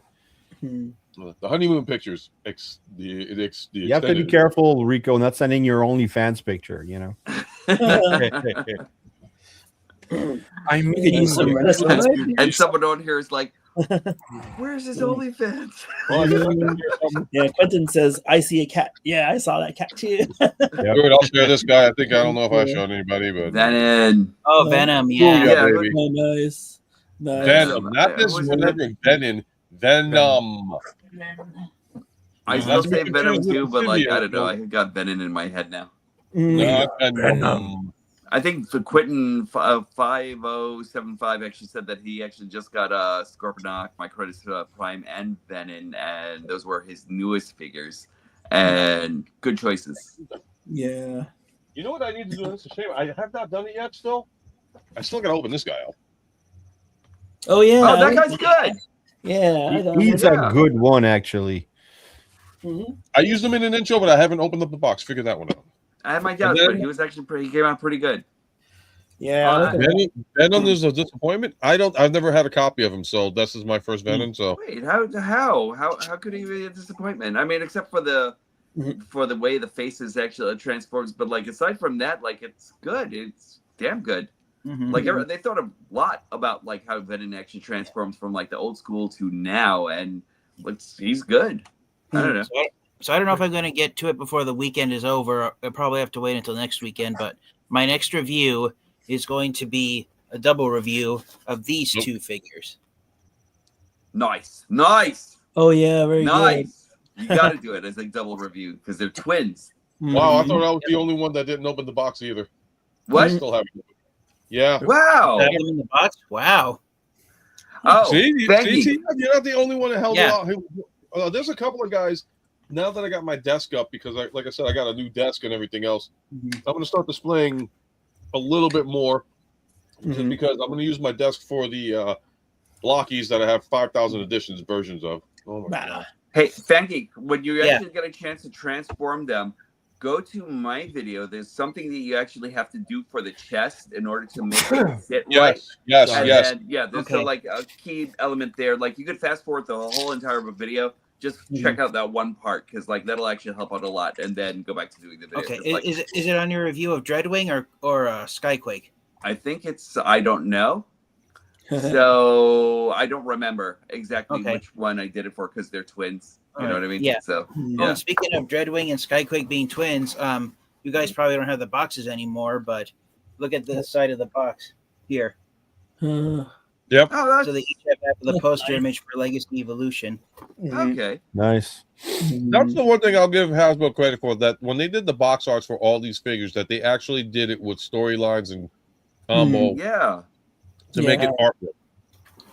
It's beautiful, but like I don't have any space for any boxes right now or anything, sadly, or else I'd be keeping every single one of those storylines intact. I kept all my boxes. I hate to say it, but using damn, you're having a house.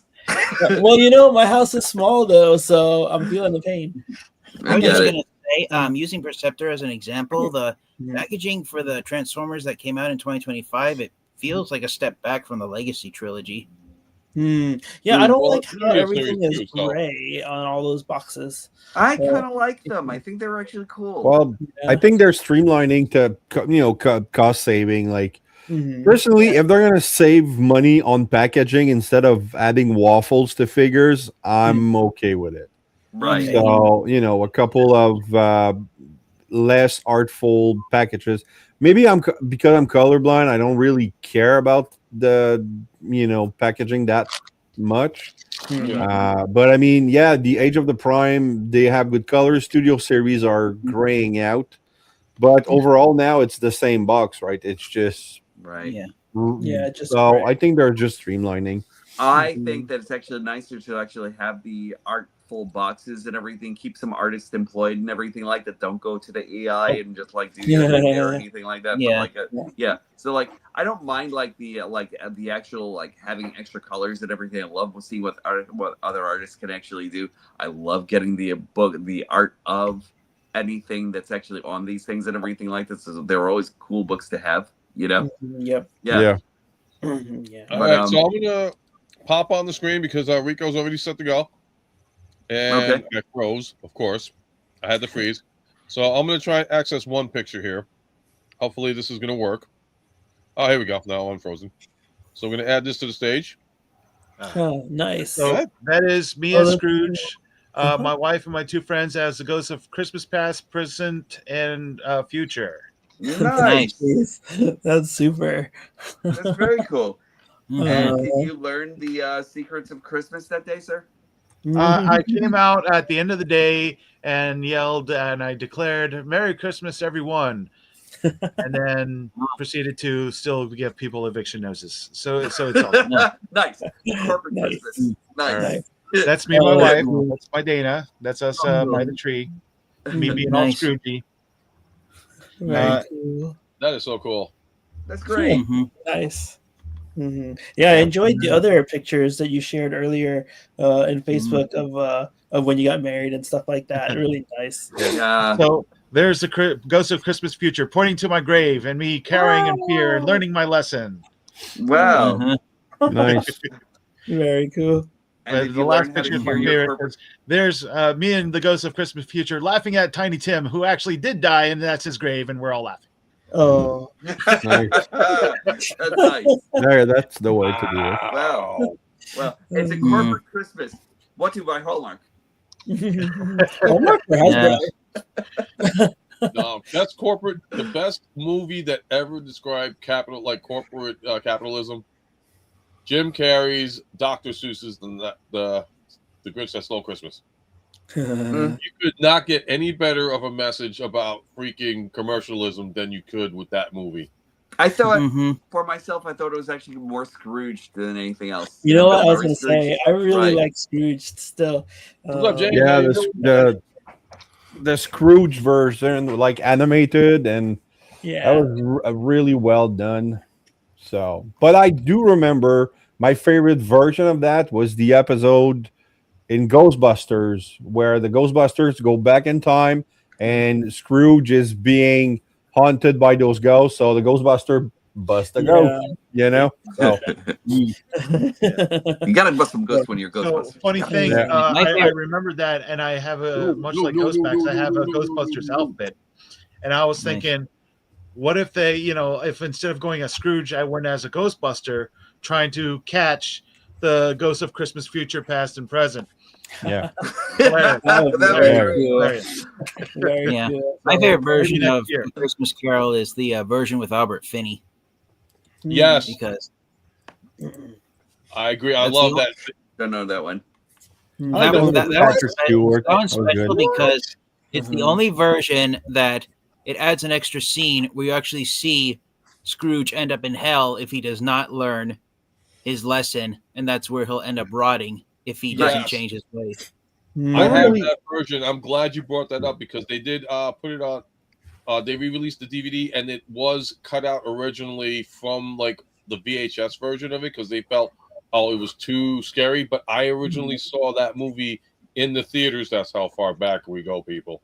And it was the hell scene, and they had the rats, and I was like, when they put it on the DVD, I was so happy that they did that. I was like, this is a version I remember. Oh yeah, the movie in its entirety is available to watch on YouTube right now. Nice. There you go, Norb. You got to watch that. It was really good. I'll watch that after Reefer Madness because that's on YouTube too. Type in the search bar Scrooge 1970 DVD rip.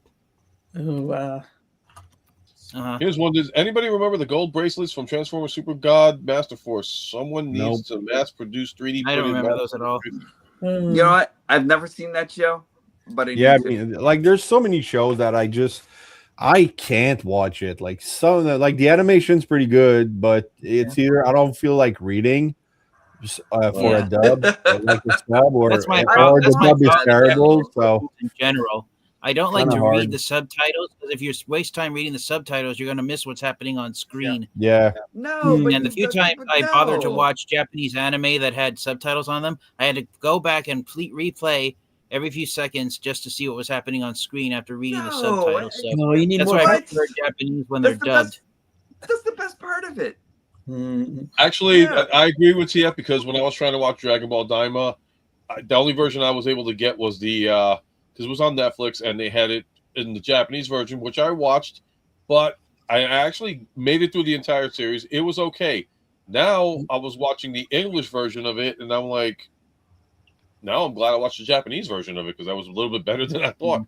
Right, because you actually get like a lot of like the actual intent that actually goes on in those movies and everything when you're actually watching it in the full Japanese and everything like that. You know?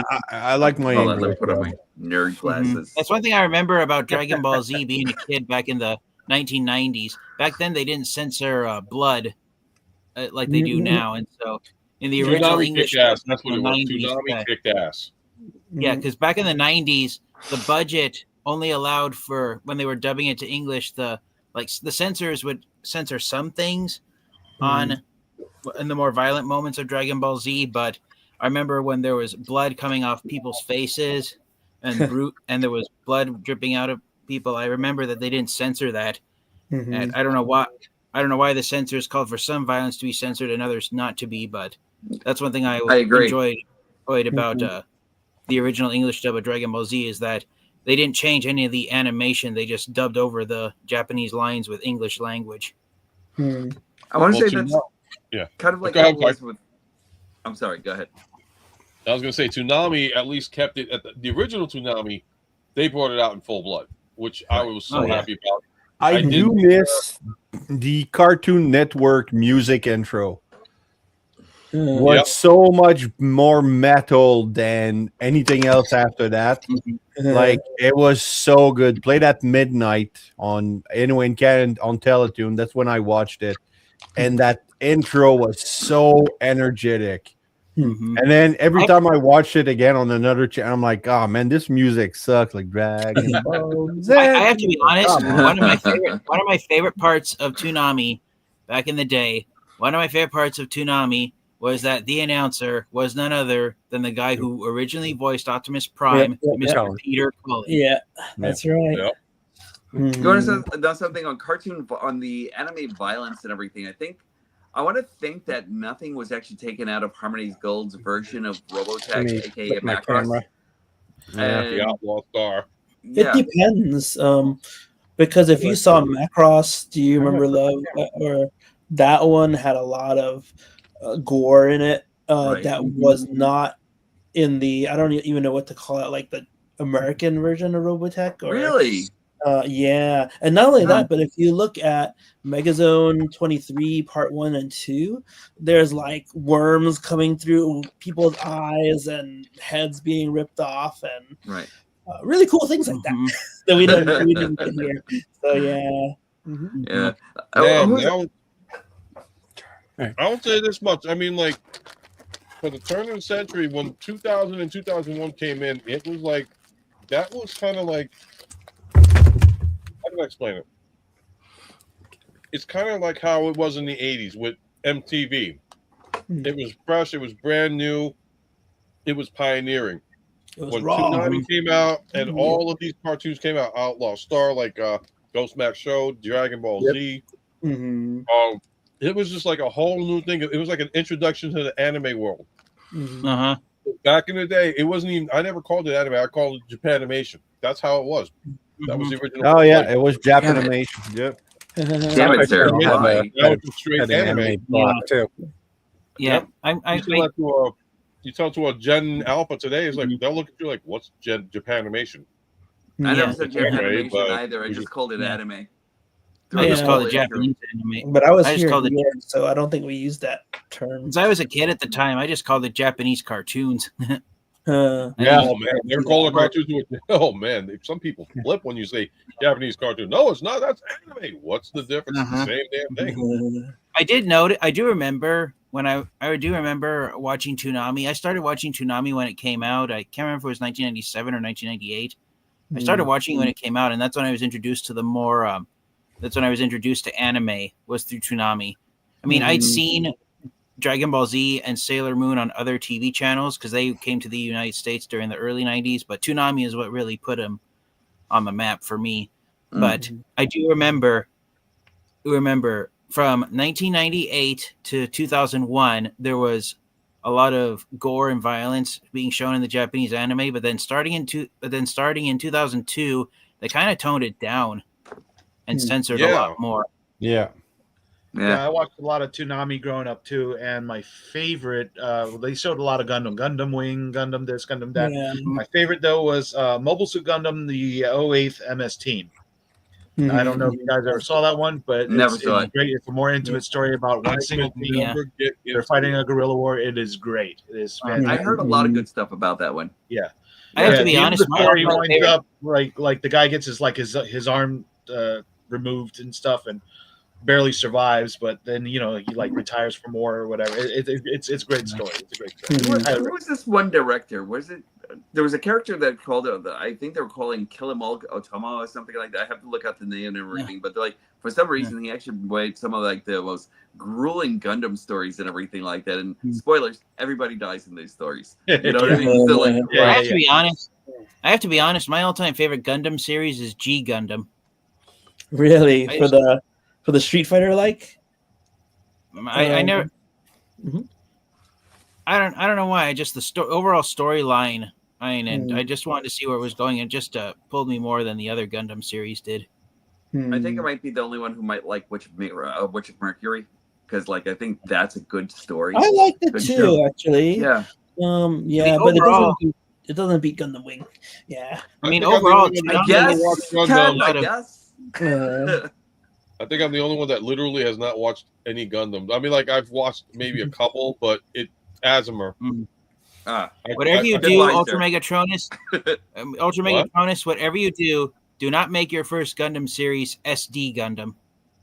I can't watch any of the Gundams, and all the Gundams remind me of Robotech, and Robotech put me to sleep. Macross I tried, they put me to sleep. You know why Robotech put you to sleep? Because they promised you robots, they promised you battles, and it was a soap opera. But they did have robot battles. They did have battle giants. Yeah, but I woke up at 6 o'clock in the morning to watch this thing, and then sometimes in Spanish. but the thing is, because sometimes it wouldn't play in America channels. But anyway, it's like but you're drawn as a kid, as a boy, to the robots, and it's all this talk about, oh, do I really love you? Oh no. But it was much more about that. It was actually about the military strife. It was actually about nations versus nations. It was about musical. True, yeah, it was actually about like how music influences culture and everything like that. And Robotech. You just reminded me of something though about Robotech. It was the first time I think I saw somebody die. Roy Fokker. He died, and then Optimus Prime died later for us. And God bless you, Roy Fokker. Yeah, it kind of helped me out. Well, when I started watching Toonami, I really got into the more like martial arts anime, and ones that were like hand-to-hand combat, like Yu Yu Hakusho. Oh yeah, Rurouni Kenshin, Ronin Warriors. Yeah, I got into those animes. No, those are really good. I still like Yu Yu Hakusho. I think I have the first season. I think I bought it somewhere. Yeah, I always like the giant robot ones, like was it Big O? Oh yeah, Big O. Big O was great, I have the They reminded me so much of like Transor Z. You know what I mean? Yeah, you guys know that Big O is was based partially on Batman, right? I wouldn't be surprised. Batman didn't have a giant robot that came out of the sewers. No, right. He did not. But Batman would have one hidden someplace. Yeah, no, I get it, because the guy was a detective at the same time. But Well, the studio was, oh my god, the studio that made it was hired to do a number of episodes of Batman. Outlaw Star was another great one. Outlaw Star, that was great. Outlaw Star. My all-time top three anime that came out that were popular during the 1990s were Dragon Ball Z, Sailor Moon, and Tenchi Muyo. Those are my top three from the 90s. Tenchi was great too. Yeah, I remember Tenchi. I miss Ryoko. Here's one for you guys, and I gotta actually. My wife was the one that got me into it. Revolutionary Girl Utena. Oh, that's a good show. I love that show. I never watched it. The movie, you were kind of like, what the fuck? But the series itself, I thought was great. And anybody that says anything different, it's like you have to watch the series to understand what we're talking about. It was really different. What about you, Raz? Any animes or anything that caught your attention? Say again? I'm sorry? Raz, Mr. Kane. Yeah, sorry, I missed it. What were you saying? So, are there any animes or anything like that, cartoons that you watched? More movies. More for movies, because we had. I guess that at the same time Toonami came out in Canada, we had Teletoon, both in French and English. And at night, well, sometimes they had the Wildcats. They had Savage Dragon. And then they had the worst Highlander show ever. But then after midnight, they would play Pat Labor, Ninja Scroll, and another one that I can't remember. Ninja Scroll was great. My anime interests were more in movies, so Akira and Ninja Scroll were the type I watched. And then I watched Akira is a classic. Akira is so good. Steven Wells. Ghost in the Shell, the first Ghost in the Shell, and then the second movie. Not so much the show. So that's what. But for series, I go before that, and to me, it's Grandizer. So for me, before Grandizer is Transformers, but same giant robo. Yeah, giant robot, and then that's what brought me to love Transformers, and Do you remember on MTV they played this Aeon Flux also? Yeah. I thought was like a precursor for. I remembered Aeon Flux, the Max, the Head, everything from Liquid TV. Well, that was Liquid TV. Dude. That's the start of the AI era. My introduction to anime though was Legend of the Overfiend. A friend of mine had it on video cassette, had like 2 or 3 parts of it, and I'm like, what is this? Yeah. Like, bro, this is that's kind of a crazy start to your anime. That's how it started. That's how what's going. So everything after that seemed kind of tame, Back in the anime. I think I was actually following Battle. Battle of the Planets. My all-time favorite anime movie. My all-time favorite anime movie is Spirited Away. You want to know something? That was growing up, I actually grew up on a little bit of Battle Angel and everything. I love Battle Angel to death, like the anime itself. Just chef's kiss. Yeah. And then what else? There was something. How did you feel about the live action movie? I loved it. I loved it for what it was because, just like Ghost in the Shell, right? There's like a lot that was actually missing from the movie and everything like that. And I thought that they were actually trying to speed up the process of the movie so quickly because they only had like an hour and a half, 2 hours to tell like the first half of the story, Right. And I think they did it because they didn't know if they were going to get greenlit for like another movie or anything like that. So they were trying to stuff as much as possible into it. Now that they were almost kind of like more greenlit for a new movie and everything like that, I think they should take the pacing because I think it's actually going to be looking like a 3-part series. Yeah. One thing I would love to see them bring in is, did you guys ever see this thing called 3 by 3 Eyes? It's a demonology story. I've heard of it. Yeah. I'm not really into stories about the afterlife. That's why. Oh no, you got to. Those are the best, man. Amazing. That's why I never could get into Death Note. I just didn't. Oh yeah, I have a Death Note somewhere. Death Note was actually out of the modern animes that have come out, Death Note is definitely one of the ones that I did like and I did watch. So I saw the movie Death Note. I thought the concept was interesting, but I didn't know it was a anime. So seeing the movie first is probably a good stepping stone if you're interested in watching the anime, because the anime is like 2 or 3 seasons long. And that's the thing. I'm not too keen on watch. Like not that I lost interest. It's just I don't have time. So what I find myself doing right now is going back to watch American animation from the 70s and 80s. Don't put my name in that. There's a whole instruction booklet. I do want to say correctly. There's something I do want to say though, guys, because I posted because Quentin had put up the Tech of the Animated Movies much watched, but I gotta say there was a huge loss. This was it today or yesterday? Because I'm so tired. I know Raz was the first one to post it in the group that we're in. What? Hiroyuki Tagawa, who, in my opinion, the greatest Shang Tsung character of all time. Yeah. I always loved his actor. It's a sad day. 2025. He was so good in that role that they brought him back for Mortal Kombat Legacy Season 2 with a shaved head. And then they brought him back again to do Mortal Kombat 1.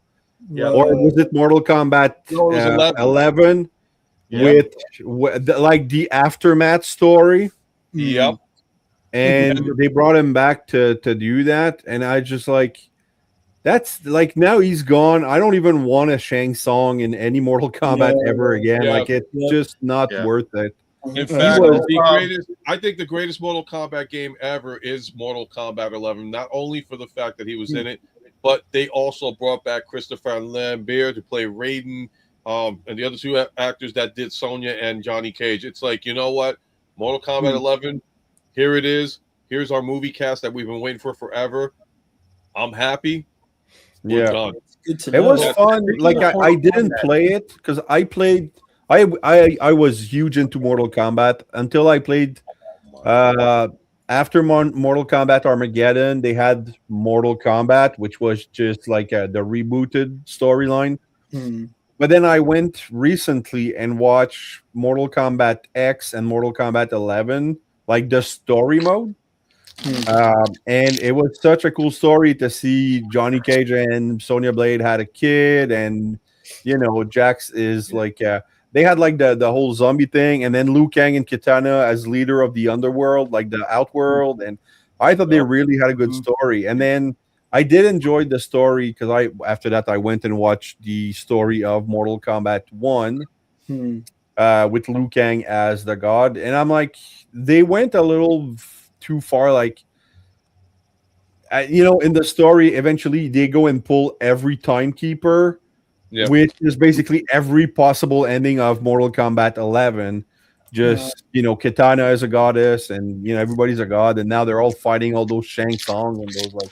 So I think I was like, I'm over the multiverse stuff, but the story in Mortal Kombat X was really well fleshed out, and you could see all the characters had different storylines that kind of all converged, and then after that, in the aftermath stuff, it all got intertwined again even more. Like I thought it was really well done.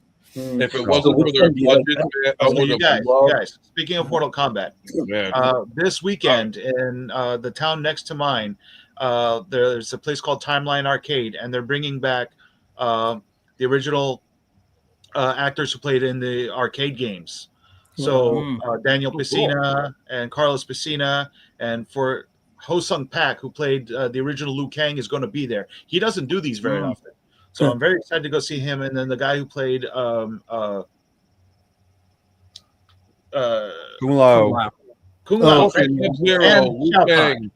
Lao, Shao Kahn, Liu Kang, Scorpion, Sub-Zero, Johnny Cage, they're all going to be there.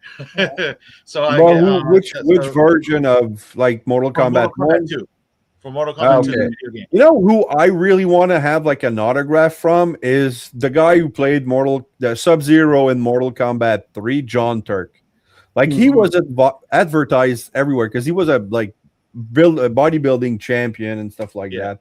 And I saw an interview with him, and he was such an interesting guy. I'm like, I kind of want to just meet him, get his autograph. Like, I haven't played that game in so long, but I remember the name of John Turk. Yeah. Good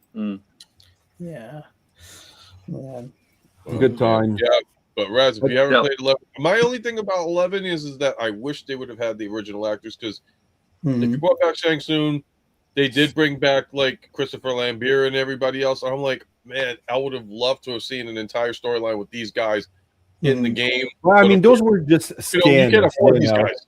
But one thing though, in Mortal Kombat, was it Mortal Kombat 11 or was it in Mortal Kombat 1 where they had like Megan Fox as Natara? And fuck, man, was she ever screwed? That character, but her acting was so bland. Like, who's the voice director? Like, who's the voice director that said, "Oh, that's great, Megan"? It sucked.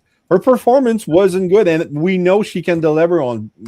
Like, I just watched a movie with her where her husband find out she's cheating on him with some other guy from the company, and he sets up a whole weekend in a cabin with her, and in the morning he kills himself, and they're shackled together, and he paid people to come and kill her, so she has to defend herself, figure this out with him shackled to him. That's a great concept. It's on Netflix. I don't remember the I gotta name. watch this then. You got my attention. It's really like she's good in there. Like it Tell starts us later. Tell us later if you find the movie because I'm dying to see that one. You know? Yeah, I'm probably share the link on that one. I want to see it now. I actually thought Megan Fox was actually great in Jennifer's Body, but it's a delayed classic. People hated it at first, but now people appreciate it as a dark comedy. Right. Oh, Jennifer's Body. Yeah. Yeah. The uncut version's better. Yeah. I wouldn't give Megan Fox an Academy Award. She'll get a better chance at that with Transformers 1 and 2. But if you want to see a movie with Megan Fox where she's an actual sex robot, watch Subservience. I heard that was actually a great film. I actually got a chance she to is really good in there. Yeah, I got a chance to check out a small clip on YouTube, and it looks pretty interesting. Yeah. So back to Death Note for a minute. They actually have a Japanese version of Death Note, like a live action film. And I was just ordering that on Amazon just now. So they actually have a live action version of it that looks just perfect. You know, I'm dying to see this movie. They have I think what do they call the demons again? Huh? Do you remember? Nobody remembers. Anyway, repeat the question. Hold on. What was the name of the what were the name of the demons that were actually in that was actually in Death Note? Well, I remember Ryuk. Ryuk, right. I don't know. I gotta watch Death Note. It's still Shinigami. Shinigami. Thank you. Yeah. They had this one Shinigami character that was just amazing. Her design was actually fantastic. She was actually kind of like more insectoid than anything else, and the story of her story was actually probably one of the most poignantly beautiful stories I've ever seen. So I need to see the whole thing just for context. Actually, cool. I don't know. You said I was going to zoom in on TF Baggy because I was going to say let's pick the next figure that he should review, but he's gonna get he's gonna do the other two. So it's like okay, yeah, Dreadwing and Skyquake, yeah, Skyquake and Dreadwing. So it's like you beat me to the punch on that one, but we can always pick the future ones. Let's do that, folks. Let's see what does he have in the background that we should see him review because he froze. Well, I guess you can see if he froze on my end. Yeah, okay, I have the movie. I really want to see it. I really want to. Let's see. I'm putting it in the private chat. Okay. Let's see. What could you do? Wait, you didn't take out. Well, I can see why too, because Target Prime, you haven't had a chance to look at him yet. No, I already did. That's a second copy that I'm keeping in the box forever. Oh, you're teasing me then. Let's see. No. Wait, you didn't open Galvatron yet? Galvatron? No. Yeah. But when I do get around to opening him up, whoops, touched the wrong thing, and stuff is falling. Yep, no, I don't want to see an avalanche of toys can hit you, man. Yeah. When I get around to reviewing Studio Series 86 Galvatron, it's not just him. I'm also going to look at this. The upgrade kit. The upgrade kit. Nice. Okay. I can see why you're actually waiting for that, but Galvatron alone is actually just a beautiful figure. Yeah, I'll agree. Yeah, everything that they actually did for from transformation to everything is just really well thought out on that guy. Did you do Ultra Magnus yet? Cause see him there. No, he's still in there. What I was trying to do was get around to reviewing the smaller sized Transformers before I got into the Commander and Titan class figures. Oh my God! You know what I'm gonna do, Fan Geek, right? Ultra Magnus. I called it out. I already opened him up, man, and that's another one that you're doing yourself some injustice for. I called you out for Armada Prime already, so I think Ultra Magnus might be the next guy that you might want to think about. Do what you want to do, but still you have to Ultra Magnus is just amazing. Well, actually, after I review Dreadwing and Skyquake, I was thinking of trying to finish up the Legacy figures before I get back to reviewing Age of the Prime stuff, because I still have 2 deluxe Legacy figures I have to review. You need to get Studio Series Magnus out of the way, man. You really are doing an injustice. Yeah, man. I mean, honestly. Alrighty. I'll take your word for it. Just that Ultra Magnus being one piece instead of a white bot and a shell. That was such a draw for me. I had to review that as soon as I got it. Oh, yeah. Well, that's one of the things I liked about Combiner Wars Ultra Magnus was that he didn't have the gimmick of the inner robot, so it was free to be a car carrier. Have you guys noticed that all the modern Ultra Magnus action figures, they're either working car carriers or they have the inner robot gimmick. They don't have both like the G1 version. Yeah. Okay. Yeah. You're right. Yeah, Siege had the G1 gimmick, but you couldn't work it as a carrier. Same thing with Kingdom. Well, no, we don't talk about Kingdom because it sucked. Kingdom was not good. Nobody can make me believe that this was a good mold. Wait, which version of Kingdom? This was the only reason why I'm going to go say this, because at the time they didn't do the releases of them yet. The only reason why I liked Kingdom was because of the Beast Wars. That's it. The what? The Beast War characters: Optimus Primal, Megatron in Dinosaur mode, Dinobot. I thought Kingdom, that was the only success, I think, personally, out of the Kingdom line. Is the fact that I mean, Ultra Magnus Kingdom version sucked. Wait, which version? No, that one did suck. Kingdom Ultra Magnus, Norbs, the Earth mode version of Ultra Magnus. Okay, I thought so. The one with Minimus Maximus or whatever his name is. No, that's Combiner Wars. We're talking about Kingdom, the retool of Siege, where he's more of an Earth. It's a more G1 look, but it was terrible. I still like that figure. I thought that figure was actually pretty okay. Well, the Siege version was great, but the Kingdom version was pretty bad. This sucks. Yeah, that's what. It's not a good figure. It's a good figure. No, it's not.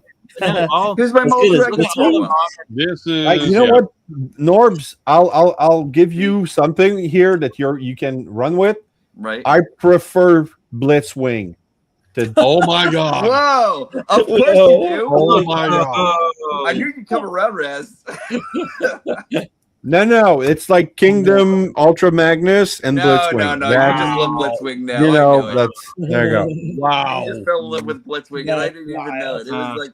Now that's a bad Ultra Magnus when he's going with Blitzwing, which I still think sucks. Anything below Blitzwing, must be pretty terrible. Anyway, I gotta go, guys. It was great. I have to go see my mom tomorrow. Ultra Megatronus, I'll see you tomorrow at 8 p.m. Yep. Yeah, I'm actually getting out of here myself because I actually have work in the morning. I think we'll call it a night for sure. Okay, okay. So let's go with the intro, outros, and I'll let you go. Whoever wants to stay on for a little bit more, because I'll go till midnight. Okay. Well, find me on YouTube and Instagram. All right, you guys take care and have fun. Yep. Have a good night, bro. Thank you for coming in. I'll see you tomorrow. I'm gonna be the second one to go. Alrighty, brother, man. Hate to see you go, but I get it. You got work tomorrow, bro. Yeah, absolutely. Do your outro for me too. Catch my classics over here on YouTube, everybody. Right, but also make sure that you're actually kind to each other. Make sure you're treating each and every single one of you like stellar gold. Right, because like you all deserve it. You all deserve love and kindness and all the stuff all the good stuff that actually goes into it.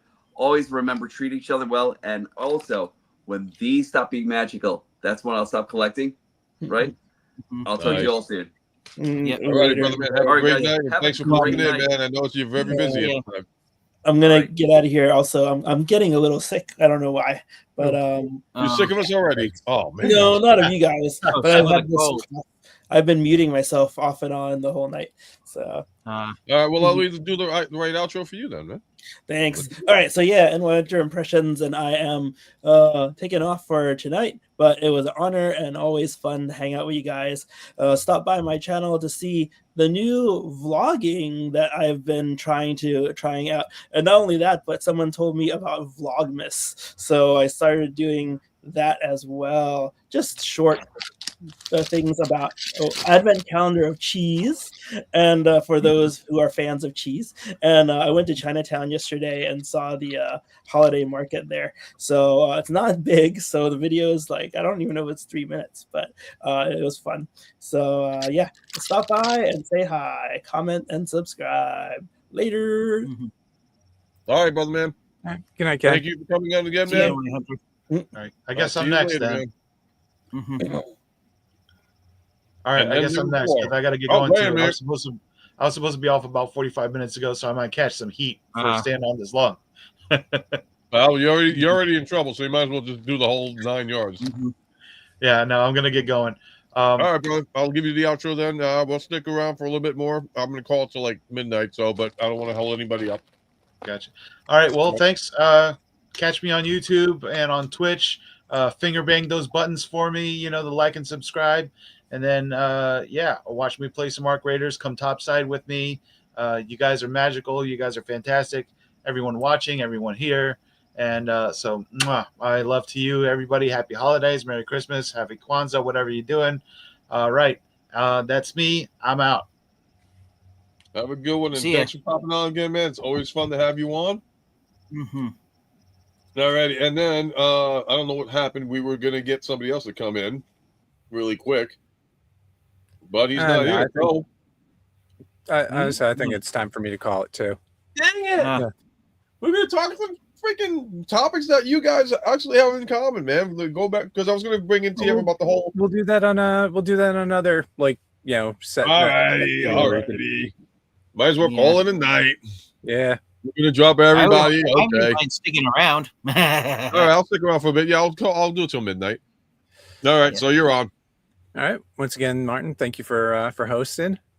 I'm GhostMax8 on twitch.tv, also here on YouTube. I mainly stream directly at Twitch and then put my VODs on YouTube.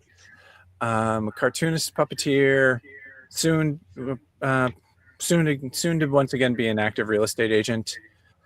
I play all sorts of different stuff from family friendly to adventure to violent games and so on. Thank you all. All right. Have a wonderful night.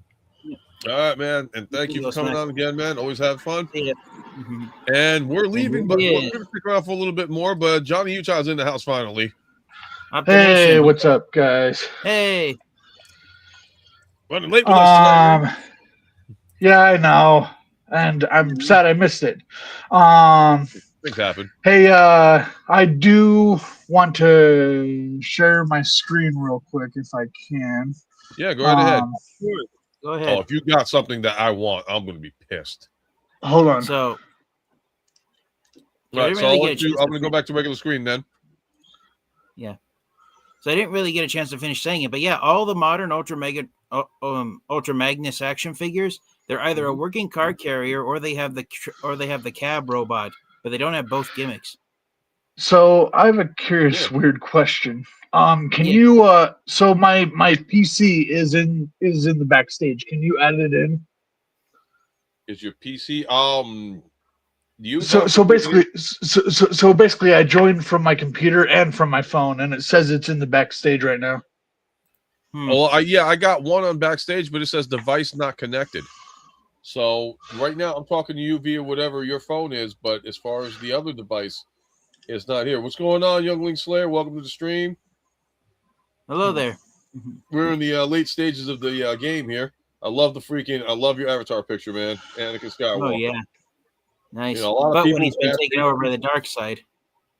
Oh, that was the other thing too. So, I was already there for it originally, but the announcement is official. 2027, February 19th, is going to be the re-release, cleaned version, unedited, unaltered 50th anniversary of Star Wars. Not A New Hope. The original Star Wars. The original, as they saw it in 1977. As I saw it in 1977, yes. So I saw it on VHS tape for the first time back in 1995. Okay, so I'm going to tell you right now, the story behind this is that if you've never seen Star Wars in the theater from this original time, because I was there, I saw it when I was 5 years old in the theater. This is your one-time chance. And this is the best part about it, because Disney said, and this is the one thing, a lot of people bash Disney. Yes, we all know about what's going on with Disney. However, Disney is saying we're going to release it 50 years, which even Lucas, I think, would have done a special edition version. But Disney said, no, we're going to re-release it the way it came out in theaters, but we're just going to clean it up and make it look nice and crisp like it was today's version. Oh, yeah. All original, nothing altered, nothing tainted, like Han Solo shooting Greedo first. That version. Yeah. And it's a 50th anniversary. And the best part, it's not going to be limited to certain theaters. They said it's going to come out in every theater that could possibly get it in the big screen. And if they do that, that'll probably be the biggest thing since The Empire Strikes Back. Oh yeah. And well, so I can see recommend Disney doing that as a cash grab because they've lost so much money on so many movies they thought were going to be a success and ended up being flops. Well, that's the thing. I think right now this is probably the best and smartest thing Disney could do. They have the rights to Star Wars, and the fact it's like, okay, well, we know the special edition versions, but to those like you're like you guys in the screen and probably half the people on the chat, or if anybody on the chat, if you've never seen the original version of it, the only way you were able to get it at the time was like, I guess they released it on Blu-ray or DVD as a special version. It's like, okay, here's the original uncut version. But I saw it firsthand. And in fact, that was the one movie that played for 2 years. They played that movie up until Empire Strikes Back came in the theater. It was like they released it, then they took it out, then they brought it back to the theater, then kind of took it out, then they brought it back to the theater again. And next thing you know, Empire Strikes Back was coming out. That was an era of sci-fi that was like, wow. Oh yeah, they say that in terms of popular culture and movie franchises as they exist today, Star Wars was the first modern movie franchise when it came out in '77. Yep, and that wasn't even Star Wars, it was a joke. Yeah, Star Wars was a joke. Supposedly. Oh, here we go. Let me see if this is going to work. And I'll make this quick. But originally, Star Wars, when it came out in theaters, George Lucas and Spielberg were in Hawaii on a beach. Lucas got the call saying, yeah, you're not going to believe this, but there are people wrapping the block in California. Okay, it should work. Because of the fact that it was like that big of a movie. So, all right. So I'm going to add that to the screen. And what happened here? Huh. You can means that it's my computer. Share screen. You might work better with that. Hello? No, you're here. Okay. You're going to probably see it before I do because my thing keeps lagging. Yeah. Can you hear me? I can hear you. Yeah, we can. Okay, I'm just making sure because I muted my phone so there's no like double echo. Okay. Yeah, that's fine. All right, so you got your screen on that end. Yeah. And the new Spider-Man will be coming out in 2026 in the middle. Yep, that's what the plans are. And I'm actually stoked about that one. Yeah. So okay, there we go. Let me get that out of the way. But yep, I can't wait for Star Wars. I'm going to see it. That'll be it's coming out on February 19th. My birthday is February 28th. So that if it plays until February 28th, that'll be my 55th birthday. Nice. Can you guys see my screen? Okay, yeah. Now we're going to go into this one. Okay, hold on. There we go, the share screen. So I'm going to exit out on your, I'm going to remove PC op. And here we go. Go ahead. Take it away, Johnny Utah. Which, by the way, if you don't know who Johnny Utah is, I've got to play this because I said I would do it. So, Johnny, you looking at the screen? He has to unmute himself. Unmute yourself, Optination. No, Johnny. Can you see? He can see, but he can't talk to us. All right. So, long story short, people, if you don't know who Johnny Utah is, this is the owner of this place. Utah.com. Who is my sponsor? And John, here's the deal. I just got a lot of new stuff in. Okay, so go ahead, start talking because we finally got you unmuted. Oh, that was my fault. Anyway, oh, wait a minute. Is that what the thing is? Is that what? Oh, yeah, you covered her. You covered her. Who is that? Psylocke? Nice. Yeah, it's Psylocke. Yeah. Ninja Force Psylocke. Nice. So anyway, go ahead, John. Talk to us. But yeah, I just recently updated the site to make it look a little bit better, and you can find all this amazing stuff here at Planet. Come on, here at PlanetToysUtah.com. Nice. Powerpuff Girls. Oh my God, retro are we?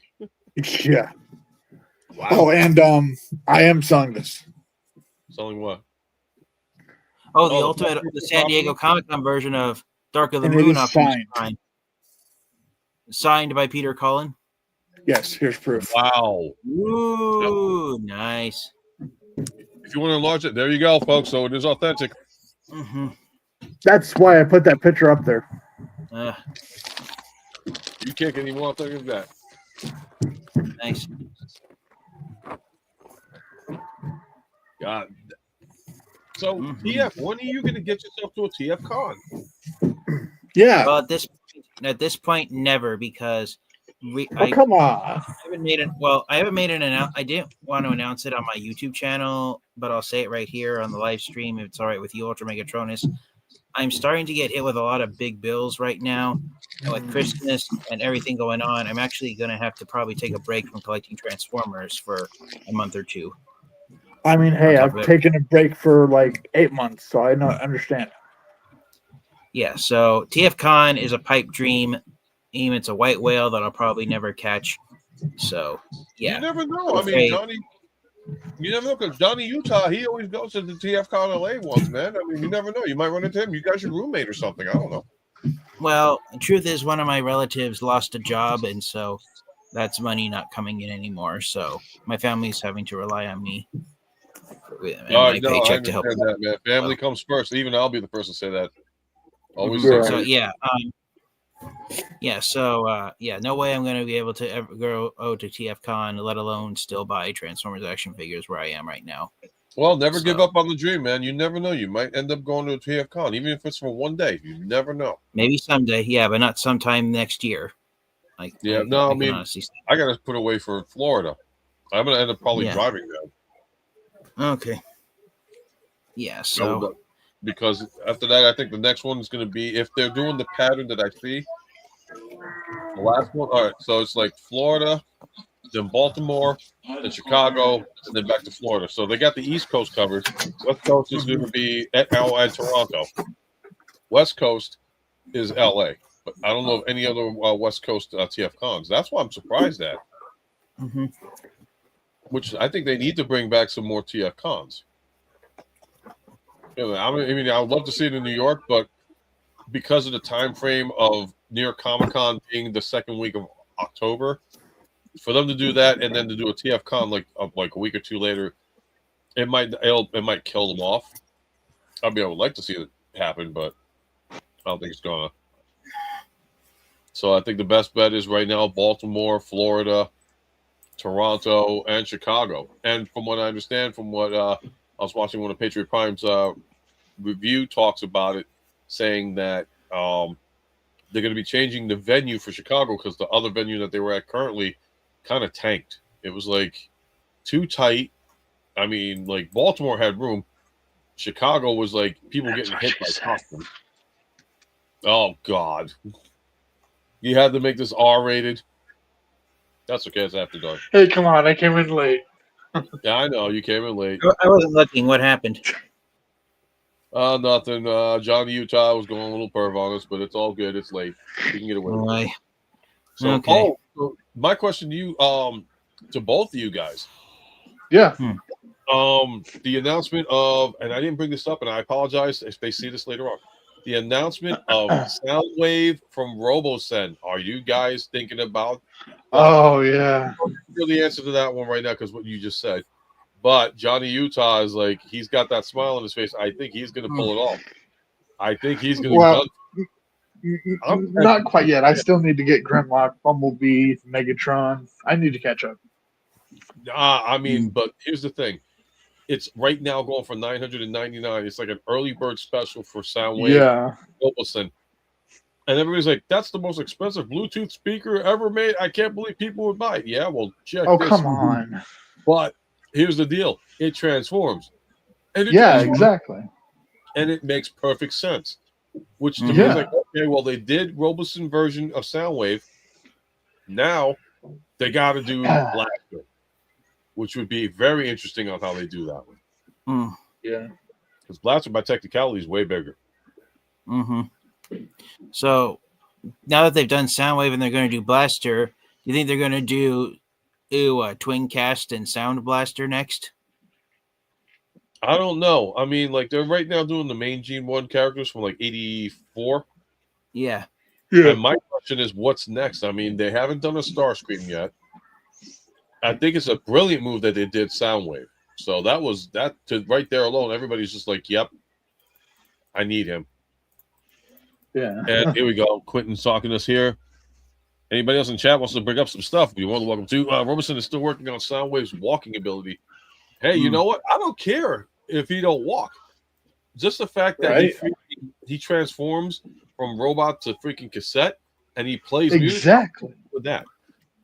I mean, he's not going to play cassettes, but honestly, it's like, video of transforming was shown today.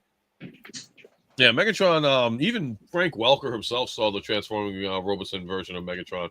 In fact, when I saw him in Baltimore, there was some people in front, like two spaces in front of us. Like you had these people, then the next people, then like me and Ravage and Raziel. we met Frank Welker. God, awesome person. If you've never met him, gotta meet him. He's awesome. He is freaking awesome. It's a shame. I second that. Due to health reasons for Cullen not being able to show up. But you know what? I wouldn't expect a man to be crawling on his deathbed to come, do autographs. Exactly. But Frank Welker still made up for it, and it pisses me off at the fact that they were told us when we got to the Baltimore one. It's like, no, you can't record Frank Welker. But then all of a sudden, two people were recording, and the other guy's like, we just might as well have let it go. I'm like, are you kidding? I was front row center for freaking Frank Welker. I mean, you've seen the pictures, guys. I was front row center. I freaking had the best angled interview. Oh, I was so pissed. And will there be a Robertson? Yeah, that would. Yeah, that would make anyone upset. Exactly. Yeah. Yeah. I mean, it happens though. Quentin saying, "Will there be a Robertson Starscream?" I would like to see it, but man, oh man, what do you guys think? Well, I would definitely love it. I would definitely go for it. I think it would sell pretty well. Now this is just my. Oh, sorry. Go ahead. Do you think? Oh, sorry, I didn't even know. But do you think they will give Starscream, if they do a Robertson version of him, the Chris Latta voice? Because I can't see him without it. Huh. If they're trying to go for G1 accuracy, they could use some of the pre-recorded lines from the G1 series. But personally, I think they would mess it up and they'd accidentally use Chris Latta's lines from G.I. Joe when he did Cobra Commander. Well, or the tone of the voice is what I mean to say. They probably they can rectify that, TF, if you think about it. They could go season 3 Transformers and use Cobra Commander in that version in Starscream.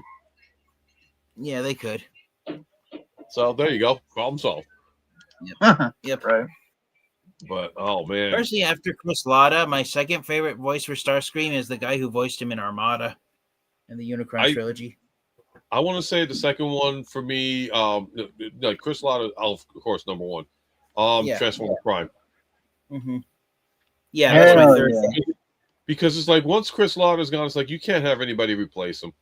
And when they I will die on the hill that Transformers Prime is awesome.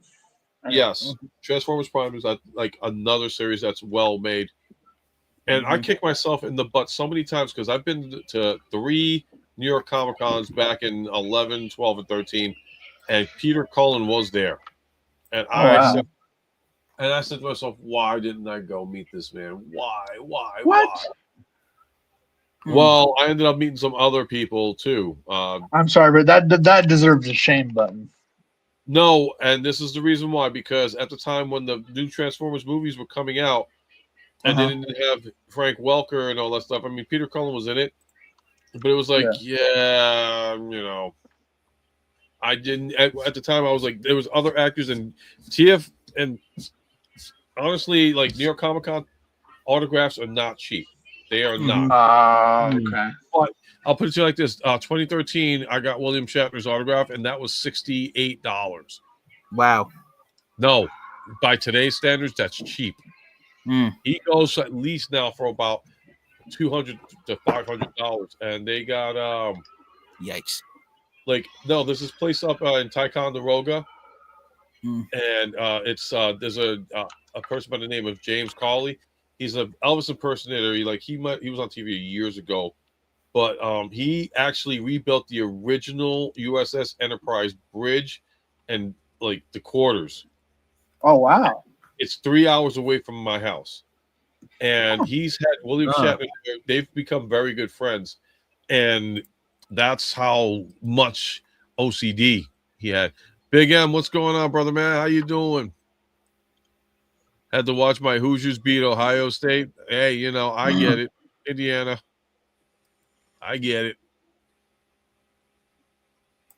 But yeah, no, he like there's been mixed reactions with Shatner. I didn't really have I had an okay experience with him. I'm not gonna say it was a good experience, it was an okay one.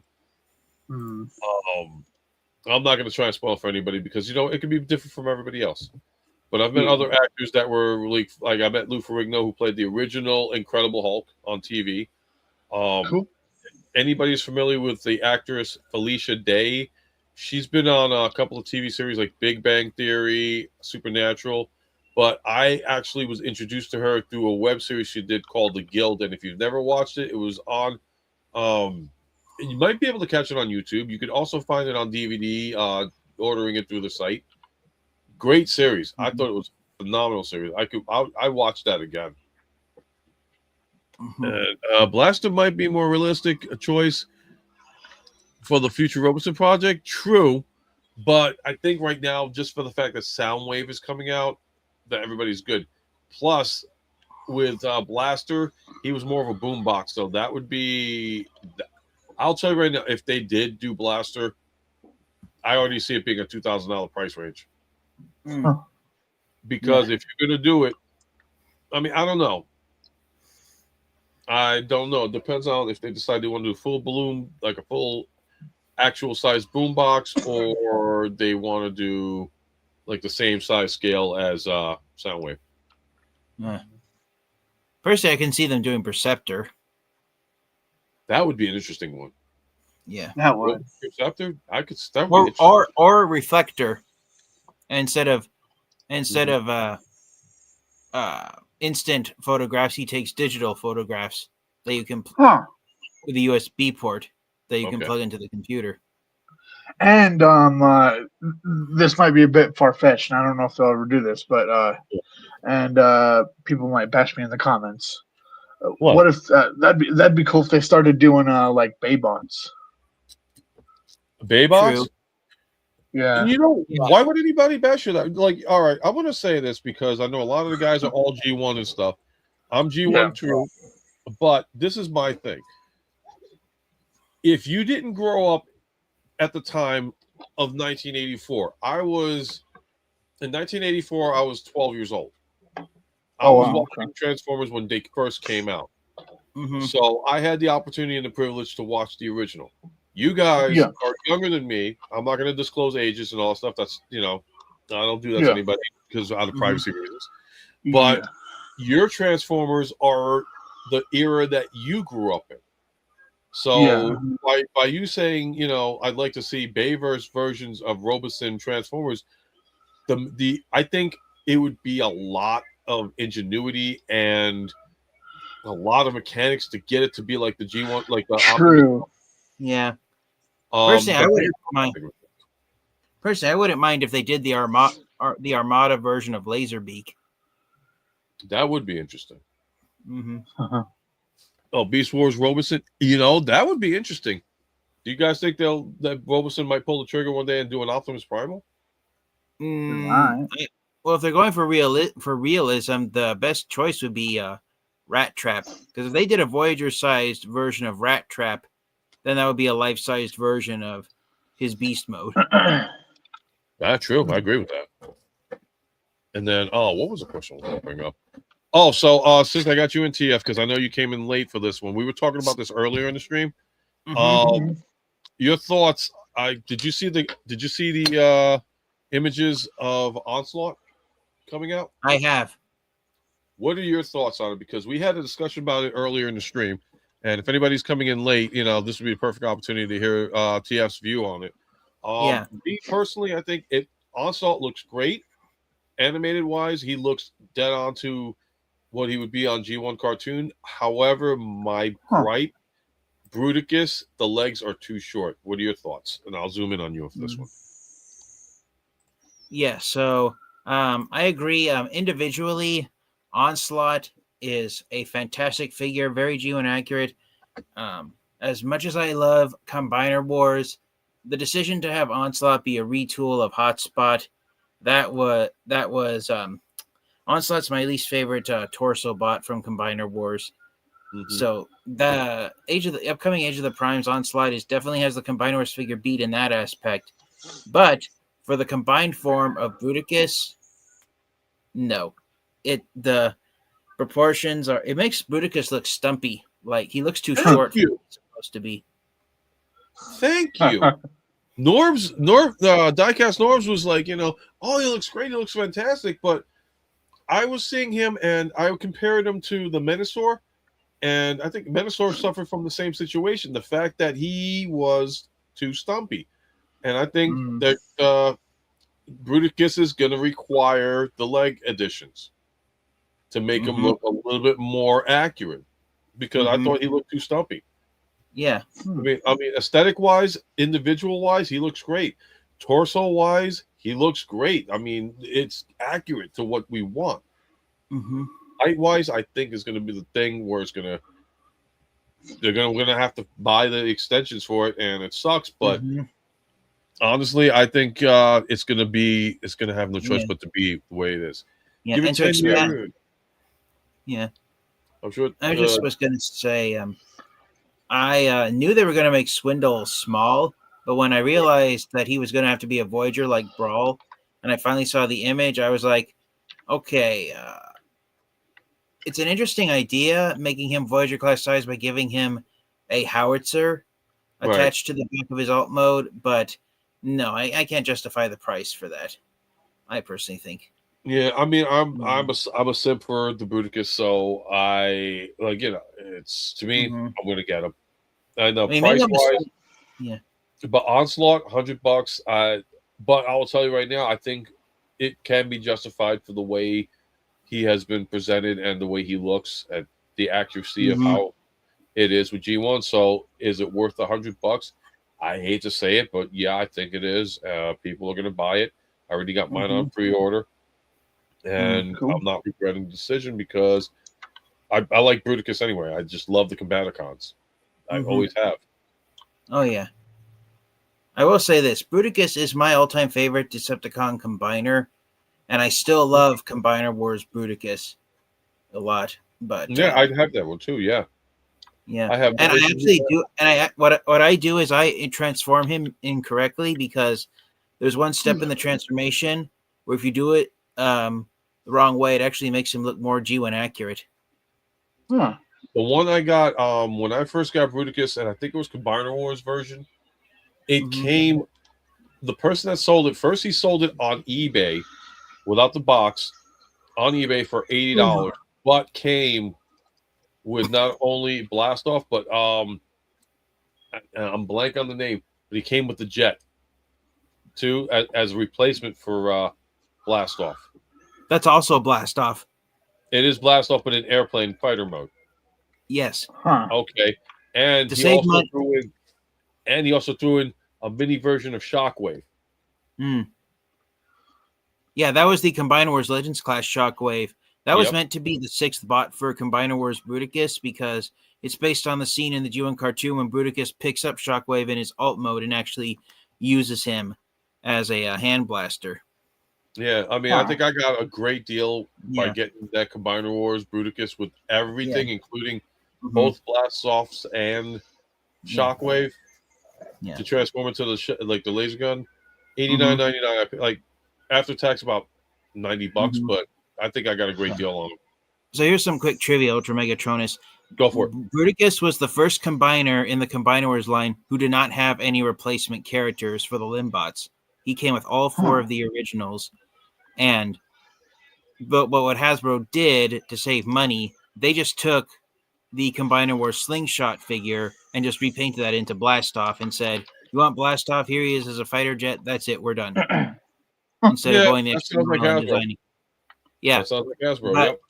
And so it wasn't until 3 years later in 2018, during Power of the Primes, when the Prime Wars trilogy was wrapping up, they decided, okay, we'll release Takara Tomi's space shuttle version of Blastoff that they designed for the Unite Warriors version of Bruticus, like they did with Slingshot, Wild Rider, and Deluxe Class Groove. And he was also an Amazon exclusive. And the space shuttle version of Blastoff was the last Combiner Wars figure to be officially released by Hasbro in 2018. Right. But what I decided to do is, this is not me, someone else did this, with this idea. The fighter jet version of Blastoff, someone on TFW 2005 renamed him Takeoff and made the fighter jet version of Blastoff a separate character with that name change. I'd rather go with that name change too, just because Blastoff is always a shuttle. Yeah. And I will say this, I really actually enjoy that the Hasbro version of Space Shuttle Blastoff wasn't just a repaint of Takara Tomi's Unite Warriors Blastoff. Mm-hmm. They went the extra mile and did him in the paint job that he had in the G1 cartoon. I think, honestly, they should just make the whole series good. Mm-hmm. Okay, so one thing Quentin brings up is I hate when one figure is on a set is a rare release. Quentin, 100% agreed, and I will give you a prime example of it. Green light. Yeah. Unnecessary. Hasbro, get it over with. Re-release her. Uh-huh. People want this figure. They want to complete it, and the fact that it was an Amazon exclusive and a very quick, limited version. I mean, I got her as a gift from Jimmy G from The Good, Bad, the Awesome, and I'm still like in internal debt for him. And just, it's time. Stop messing with the fans. If you're gonna re-release Trypticon, you might as well re-release Greenlight. Yeah, and shut down these freaking idiotic scalpers that want $400 to $500 price range to have this figure. That's an embarrassment. That's a slap in the face. And I hope nobody paid that price. Because I'm not going to say you're stupid or, I can't believe you. It's not a whole thing of I can't believe you pay for it. It's not the, how stupid can you be to buy it? It's the whole, my set is incomplete. And unfortunately, I had no choice but to get it and pay the price that they did. So I get it. But honestly, I refused to buy it. I was like, you know what? My set's going to be incomplete. And my 6th Autobot was, I love this. Jazz. Combiner Wars Jazz. It looked absolutely stupid. Huh. But I was like, I refuse. And like I said, Jimmy G had picked it up. Yeah. And got it to me. I don't know how he did it. And I thank him severely for that. And she's right over here, in fact. Yeah. I mean, they re-released Siege Skywarp recently, so maybe Greenlight will follow with the other Siege exclusives. Yeah. Yeah. The one exclusive I hope they re-release is Earthrise Runabout. Oh, and speaking of which, and I gotta thank you because it was your review that convinced me to get it. That's not the figure though. Oh no. Hold on. There we go. So TFN Geek did a review on this guy, and I said, you know what? If I ever find him, I'm gonna get him. DevCon. Target had him. $24.99. Yep. Nice. Paid the original price of it and got lucky. In fact, I bought it from Target. I went back a couple of days later. They had 2 of them. I was like, what's going on? Oh, wow. So if you're looking for DevCon, get them at Target now. If you don't, that's your second chance of losing. Yep. I will say this, The Gambler, it's not my favorite episode of the G1 series, but the fact that they created the character of DevCon to help Smokescreen rescue the other Autobots that were captured. I personally think it's a crying shame. It took over 35 years for us to finally get an action figure of DevCon released by Hasbro. And Quentin, I would say, if you are you missing, you're just missing Motormaster. That's it. Do you have everybody else? Because I would say just buy the entire kit and just take a hit for that one. Mm-hmm. Or just sell the other, like get the first thing I would do is get the entire Bruticus, and then not Bruticus, I'm sorry, Menasor, and then sell off the other characters to anybody you can get some kind of profit off of it. Mhm. Because I agree at the fact that it was $89.99 when I got them, and you do have the other four. I would say buy the kit, buy the entire guys, and then just sell the other four back, or mess with them and do paint work on them.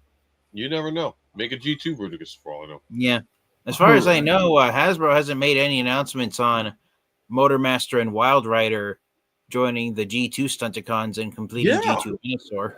I'm pissed about that because I've got them right here. In fact, the G2 Stunticons. Yeah, here you go. Oh yeah, there's Drag Strip. No, that's cool. Not Drag Strip. Shadow Strip. Shadow Strip. There you go. Shame on you for that one. But that's the thing. He's supposed to be the G2 version of Drag Strip. Yeah, but I just they named him Shadow Strip.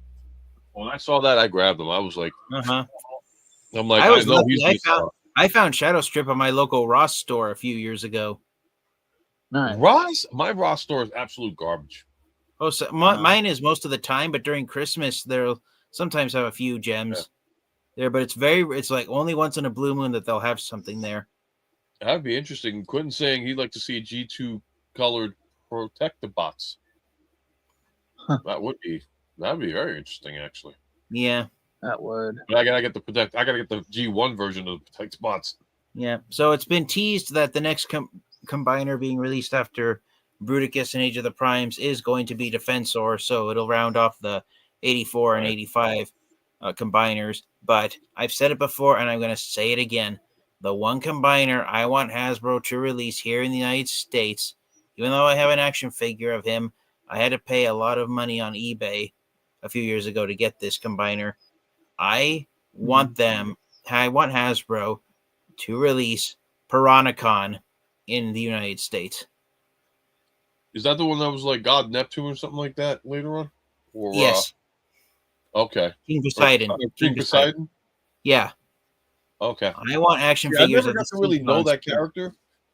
Yeah. But I've heard of him through past like people that talked about it and all that stuff. So yeah. And I'm trying to get the combiners. Like I said, Menasor, that's what surprised me. It was like, okay, then again, no. When they did the studio series, they released Menasor, and then all of a sudden they re-released Devastator, which was kind of like, well, you might as well have just released the aerial bots and then left Devastator alone. But everybody was like, we want an accurate size Devastator that matches up with. Fine. And I bought it too, so I'm not going to lie. I did buy it too. Yeah. I figured, people were talking about him. Some people were bashing him, and other people were like, oh, he's great. I still haven't combined him yet. I haven't even taken him out of the box, and he's right over here somewhere. But, another one that came out too, the Cell is back out. They re-released it. So, again, second chance to get the Cell. You haven't gotten the first time. Second time's the charm. Yeah. This might be an unpopular opinion, but I really hope they do the Siege mold 2 more times before they decide to retire it. And because I have been wanting since Nacelle was released. I thought Nacelle was going to be followed by the last members of the Decepticon Welcoming Committee, Sunstorm and Bitstream.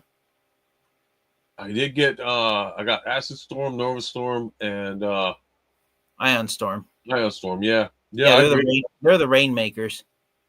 And and I gotta do a shout out to Patriot Prime. He had something on Facebook. If you ever check out his YouTube not his name. I'm sorry, not his YouTube page. His eBay page is action figure 60 something. He's got a page where he's selling a couple of Transformers. He happened to pop up on screen. Like he didn't even have it on for like 1 minute. He put up like, I'm selling these guys, and it's the one that I wanted. I finally got my hands on it. It's upstairs. I didn't bring him down. Stupid me. I got Red Wing from the Target exclusive Red Wing. Nice. And he sold everything like the web. He said the only thing that doesn't have is a box. I'm like, I don't care. I'll take it. Mm-hmm. You know, I definitely want that. And now all I'm missing is Senator Shock. I think it's Senator Shockwave, who's got that Tetrajet mold. But he's the one with the retooled parts. Yeah, I mean, I'm debating either getting them separately or getting them as a 2-pack. But like the 2-pack is expensive. Yeah. But yeah, there's a few things that I'm selling here that I probably didn't put up on the site. I definitely know I put these up on there. But yeah, I do know I didn't put this up yet. Whoops. There we go. Is that the warehouse, or you just what you got at home right now? What I got at home right now that I need to put at the warehouse, but yeah. Okay. But yeah.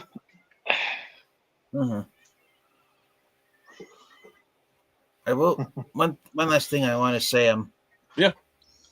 Is that darn, I lost my train of thought. It derailed on me completely. That's called getting old, buddy. Trust me, I know that feeling. Yep. Yeah.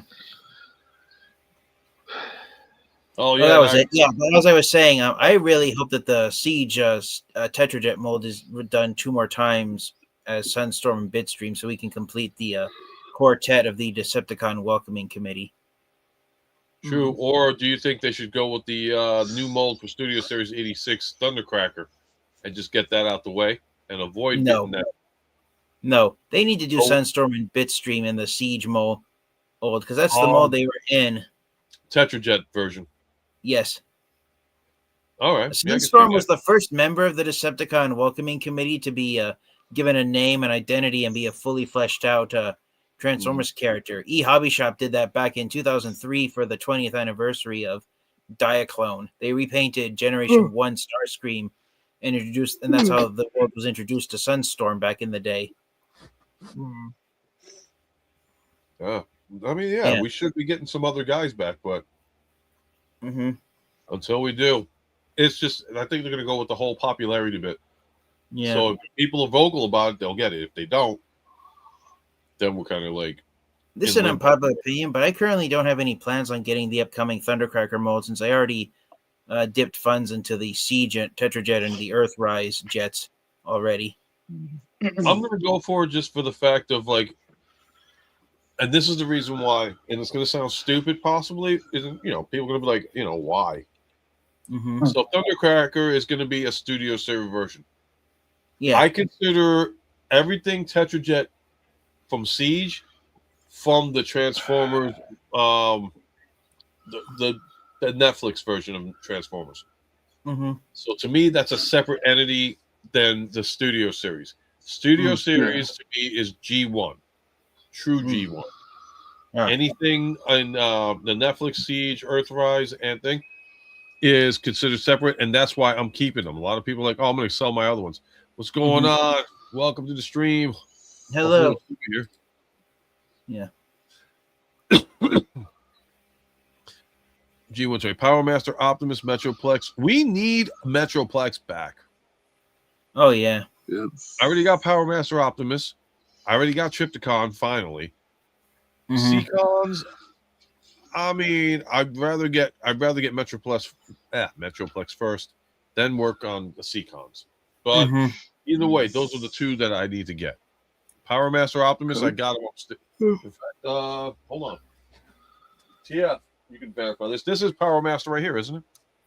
Yeah, that's Power Master Optimus Prime. Yeah. So pissed, I'm missing one of the guns. But I think I have to find him. I think it's in my son's room, but in a spot that I can't get to. But yeah, Power Master Optimus Prime with his head popping up. I did that. and I had a complaint about it because one of the hinges was broken. Just about that.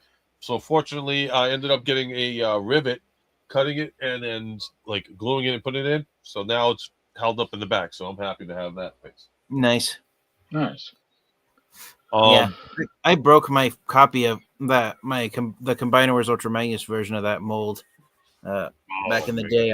I wanted to custom paint the wheels because I hated the fact that they're unpainted black plastic, and I foolishly decided to pop the wheels off, unaware that they weren't designed to be popped off, and I ended up breaking a lot of the tabs. So I just earlier this year. Flick, we were just talking about the new Bruticus Onslaught, and we both, like, with the exception because earlier we had Diecast Norbs on, New York Hunter Impressions, Razio Kane, Rico Red Star, Danny Dolphin. We had them on earlier. We were talking about it, and I originally voiced my opinion saying that Onslaught looks great, but TFN Geek also put his input in on as well.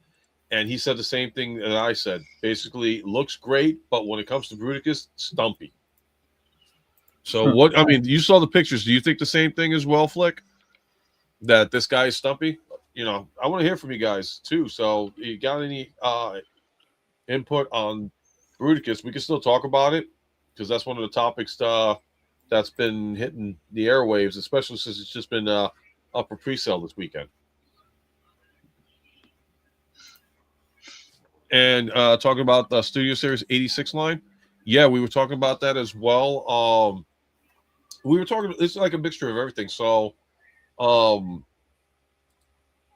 like TF and I were talking about the Siege line of the Tetrajets, and he's saying he's not going for the new Thundercracker. I'm going for the new Thundercracker because I'm going to separate the Tetrajets from Siege from Studio Series.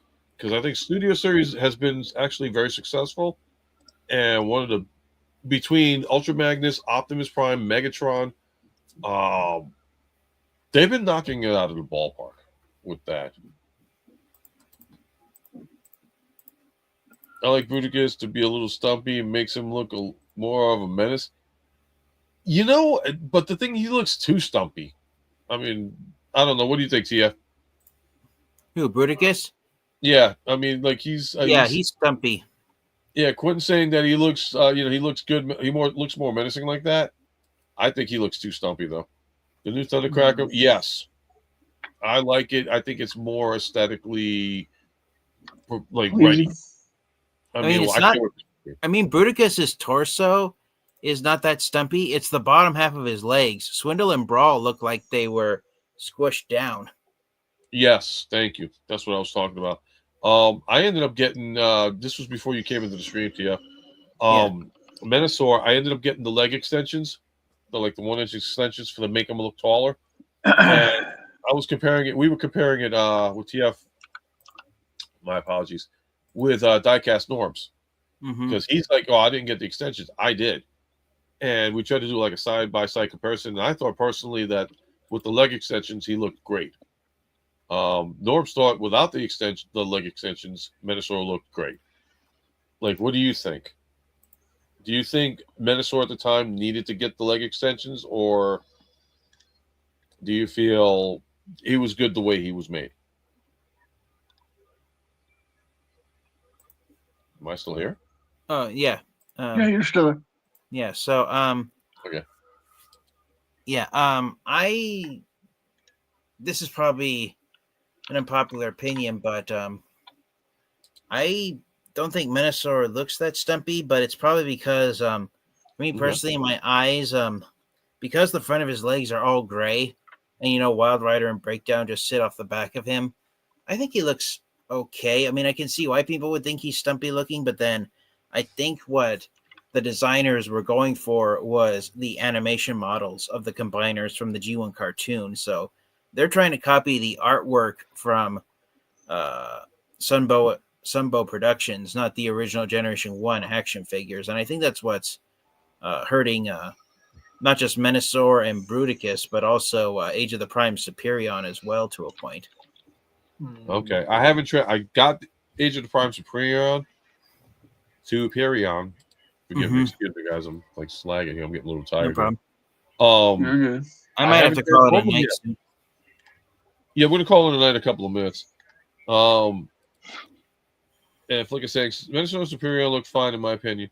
And I'm not telling anybody me. I think I want a little bit more height on it, but as far as like how it comes, if you feel he's perfect the way it is, that's great. I will not say anything different about it. Menasor, when he first came out, I was just happy to get Menasor from the Studio Series line. When they offered the leg extension, I looked at it. I was like, yeah, I think I would like to get him a little bit taller. And I made that decision. I chose to go with that. I didn't transform Superior, so he's probably going to look a lot shorter than, he's going to probably not be the same height as Menasor. But same thing with Devastator. Like, they got the add-on kits for that. And next is going to be probably the Defensor, because Computron, I don't think they're going to do for a couple of years. That's just me, though. Oh yeah. I mean, I can see that why. I mean, when you look at the Combiner Wars run of combiners, in that line, throughout that line, we got Superion, Menasor, Defensor, Bruticus, Devastator.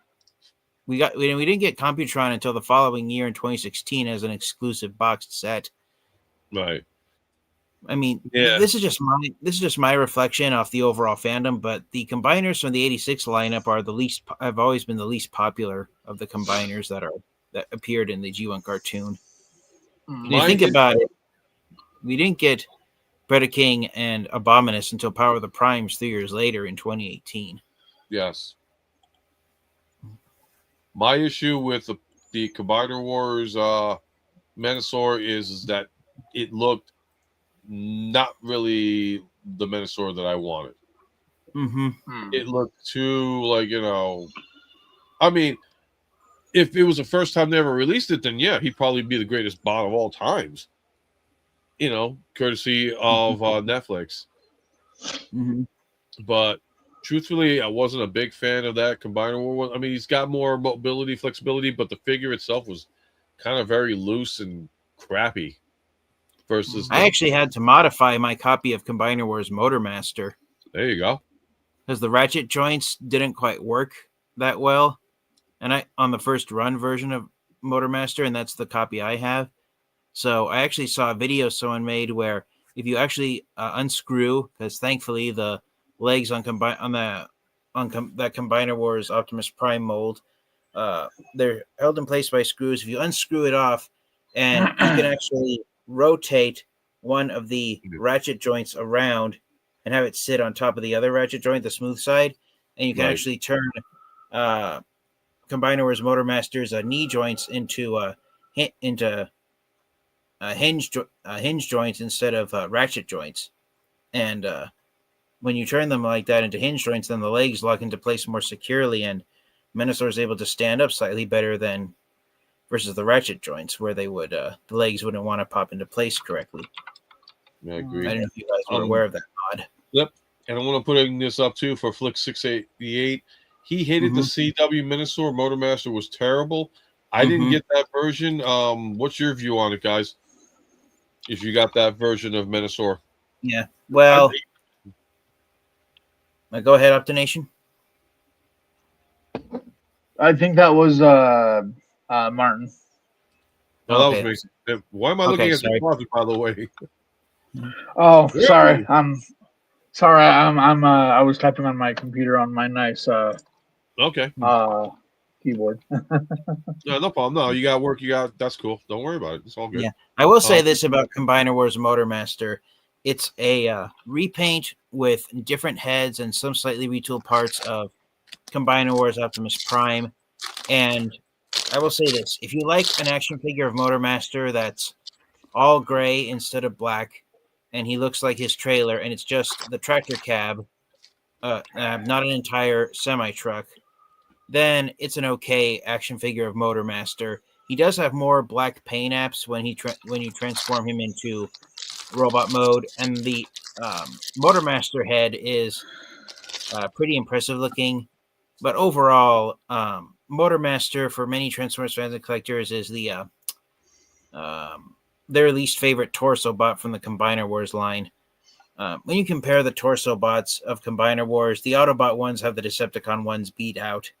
But that's partially because the Decepticon torso bots are repaints and retools, not original molds. Motormaster is a retool of Optimus Prime, and Onslaught is a retool of Hotspot. I don't know if there were any Voyager class torso bots from the Combiner Wars line that were Decepticons that were original molds that I can think of. The only ones I can think of which were technically Voyager class action figures were the Constructicons. And to anybody that's in the chat, don't forget to please like, share, subscribe. Mm-hmm.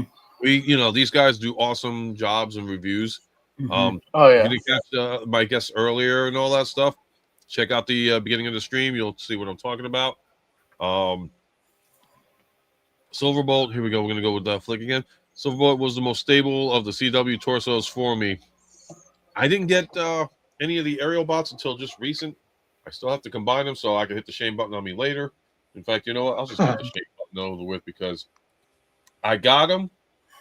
I have not yet done Devastator. I have not yet done Superion. So and I haven't even unboxed Skyquake for Christ's sakes. Or Skybite, I should say. So I might as well just give myself this.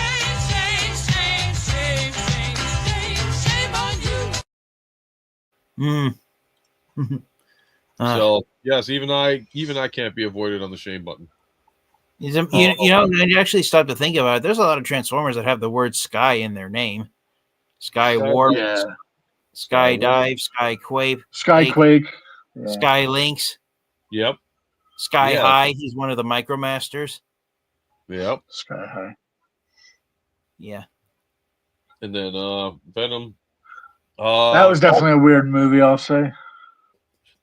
Oh, and TF, are you going to get Nemesis Prime Armada? Or are you holding off on him? I mean, I know you're, like I said, you have you're holding back for financial reasons, but isn't that one that you need to have in your collection? Well, no, I'm going to hold off on him for now. If there's one more Transformers figure that I want to buy and add to my Transformers collection, well, two actually. Actually, if I get the money to buy them and the opportunity to buy them, I would like to get Sure Shot to finally complete my Autobot Target Masters, and also Big Convoy to finally have all the Maximal leaders. Okay, yeah. I mean, that's the one I had to definitely put a pre-order for, because actually the only one that's missing, minus Big Convoy, was they did do a Beast Wars Optimus Prime. Megatron, I think, was an alligator, but I forgot what Optimus Prime was. He was a bat. He was a bat. Okay. That makes no sense. The reason why, I don't know if this is true or not, but from what I've read on the internet, supposedly the reason why G1 Beast Wars Optimus Prime, was a bat was due to the popularity at the time of Batman the Animated Series. Right. And Quentin, man, I had the opportunity. Out of curiosity, Quentin, did you buy it from Ollie's? Because I remembered seeing that Monopoly Beast Wars in Ollie's in my area. So I'm just curious to see if you got it from there. Because that's where it was popular. And as far as the Nemesis Armada Prime is concerned, well, first off, definitely happy at the fact that I did end up buying. It was Ollie's. Do you happen to live in the area, Quentin? You happen to live in Middletown by any chance? If you say yes, I'm gonna laugh. Because, like I said, Ghostmax and I are 20 minutes apart from each other. There's no Ollie's stores, unfortunately, where I live in California. The chain doesn't extend out to the West Coast. Do they have anything like similar to that? We have here where I live in California. The discount stores are Ross, right, Marshalls, Kohl's, and TJ Maxx. Okay, so we did have a Marshalls, but they went out of business. That's pretty much the same for here in Utah as TF does. So yeah, I got 3 out of the 4 stores that he mentioned. Marshalls, I think, went out of business out here. Oh wow! Got Ross, but my Ross sucks. No, I mean, seriously, it's garbage. Like, I think I might have found one thing that I bought, and it wasn't even Transformers related. I went crazy looking for Triptychon there because they had Triptychon supposedly selling. Nothing. Yeah. I was so pissed off. Oh, you from Michigan? Oh man. Hope the weather's not that brutal out there for you, man. But one thing I like I said, TF had gotten the add-on set for animated Prime. I think not animated. Transformers with animated Prime, and I'm going to show it up because of his recommendation. I did buy it, so yeah. And did you think about or consider getting the Bruticus version, or not Bruticus version, Motormaster version of this? Because I have considered it, and maybe possibly using it on animated Nemesis Prime. If and when I do get it. Honestly, I would say hold off and get Nemesis Prime's own. Okay, when they eventually do it, yeah. Yeah, because of the color schemes, I think would. Oh wow! Did you have issues with the knees on this guy? You froze, Ultra Megatronus. I can't see you. Oh, okay. Yeah, I mean, actually I think I'm. Because I think your review mentioned something about the knees being loose. What happens is when you add the extra feet and the leg extensions, right? The extra weight is too much for the knee joints, is what it is. Okay, yeah, because that's weird. Because Motormasters for this series, you won't be just because he holds his ground pretty good. He's solid. This is a little bit more maybe because it's just the first edition of it. I don't know. That's what I think is the problem. First edition is, but the second edition they got it right with Motormaster. Yeah, they'll probably get it right with Nemesis Prime. Yeah, but his knees are loose on this one because of the weight. Like that, you did. I'll be right back. Well, we're gonna probably head out in a couple of minutes. So we're probably gonna call it a night soon, up the nation, because it's midnight where Ultra Megatronus lives. Well, it's like 1 o'clock in the morning. But it's 1 o'clock. Yeah. Yeah, but it's like we don't really get to hang out too much because of the time frame, and I don't want to I try to want to hang out with everybody as much as I can. Yeah. I know. Did you know that there's a second version of that upgrade kit for Motormaster now that DNA put out? There's a second version now. Yes, and it looks like it color matches his G1 trailer, but then the hands and feet are designed to mimic Dead End. I'm still listening, but I'm going to mute myself for Wild Rider. Hold on, let me make sure. Mm-hmm. Well, no, I'm just saying I'm just saying I can hear you guys. I'm just muting myself real quick. Yeah, no problem. Yeah, because here's Motormaster. So if anybody's looking to do animated Motormaster, I'll zoom in. But I froze again. Here we go. But I ended up getting this set before getting the Optimus Prime because the Optimus Prime one sold out, and the reason why I got this was because of your review on it of the Optimus Prime. So I was like, oh, I got to get. And like I said, the color schemes I think are brilliant and beautiful on this one. No regrets. Now it's just getting Nemesis Prime because I didn't want to pay for the 4-pack. I didn't see anything else except for. Oops, sorry, I'm out of frame here. And new T-shirt I got designed. Oh, nice. New, I was wondering about that. Yeah, it looks really good. Yeah, then with the shoulder. All right, I'm back. Oh, nice. Yeah. So Ultra Megatronus. There's a second version of DNA Designs upgrade kit for Motormaster. It's known as DK-56A. I gotta look at this. I want to look it up now. In fact. Yeah, the wings are designed. The main trailer mimics Ultra Motormaster's G1 trailer, and then the hands and feet mimic the 4 individual Stunticons. DK-64-A, you said? 56A. 56A. Okay. Yeah. Yeah. Yep. Okay. Yeah, I think I'm gonna keep the original one though. Yeah. They're getting DNA decided to give fans an opportunity if they wanted a G1 accurate motor Menasor, animated Menasor, then that's another option. You know what? I'm content with what they got. I think I'll go with that one. Yeah, the all black Motormaster. Yeah. I mean, I think I transformed it into truck mode, and it looked phenomenal the way it was. You already transformed your Optimus Prime from it, and that looked phenomenal. I just want to see what they're going to do with Nemesis. Oh yeah. Oops, I heard something bump. All right. Well, listen. You know what? I am going to end up calling it a night. It is 12:45 here. I had a great time hanging out extra with you guys for sure. You know, I know just because you guys are so like 3 hours apart from me, and it's always great to have you guys on and talk this kind of talk because it's very entertaining for me. And also, I guess we're gonna call it a night, guys.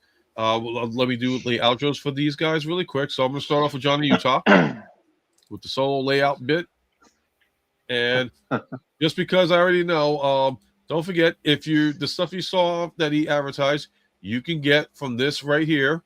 PlanetoidsUtah.com. That's awesome. But yeah, my name is Optination Review. You can find me on YouTube at Optination Review. You can find me on Instagram at Optination_review. You can find me on Facebook, Optination Review, and you can also find my toy store, as he said, PlanetoidsUtah.com. And tell all our Optination. See, there we go. I did my outro that time. There you go. And then again, like I said, because they're on the West Coast, you know, it's always an awesome time to hang out with these guys and get the opportunity. So also, again, check out this gentleman's site. You can find him on YouTube, Instagram, not on Facebook, but definitely Instagram and on YouTube. This gentleman right here, TF Fangeek. So, TF, do what you do best. Hello, I am the TF Fangeek. Thank you, Ultra Megatron, for having me on here once again. I love to talk everything Transformers related. And still have quite a few Transformers action figures to review before I finally finish playing the game of catch up. My next review is going to be the Legacy Evolution Leader Class Skyquake and Dreadwing action figures. I'm really excited to get these guys unboxed. And I wish everyone a very Merry Christmas. And please keep an eye out because you never know what Transformers action figures I'm going to review next. The main reason for that is because I'm disorganized when it comes to deciding which Transformers action figures to review.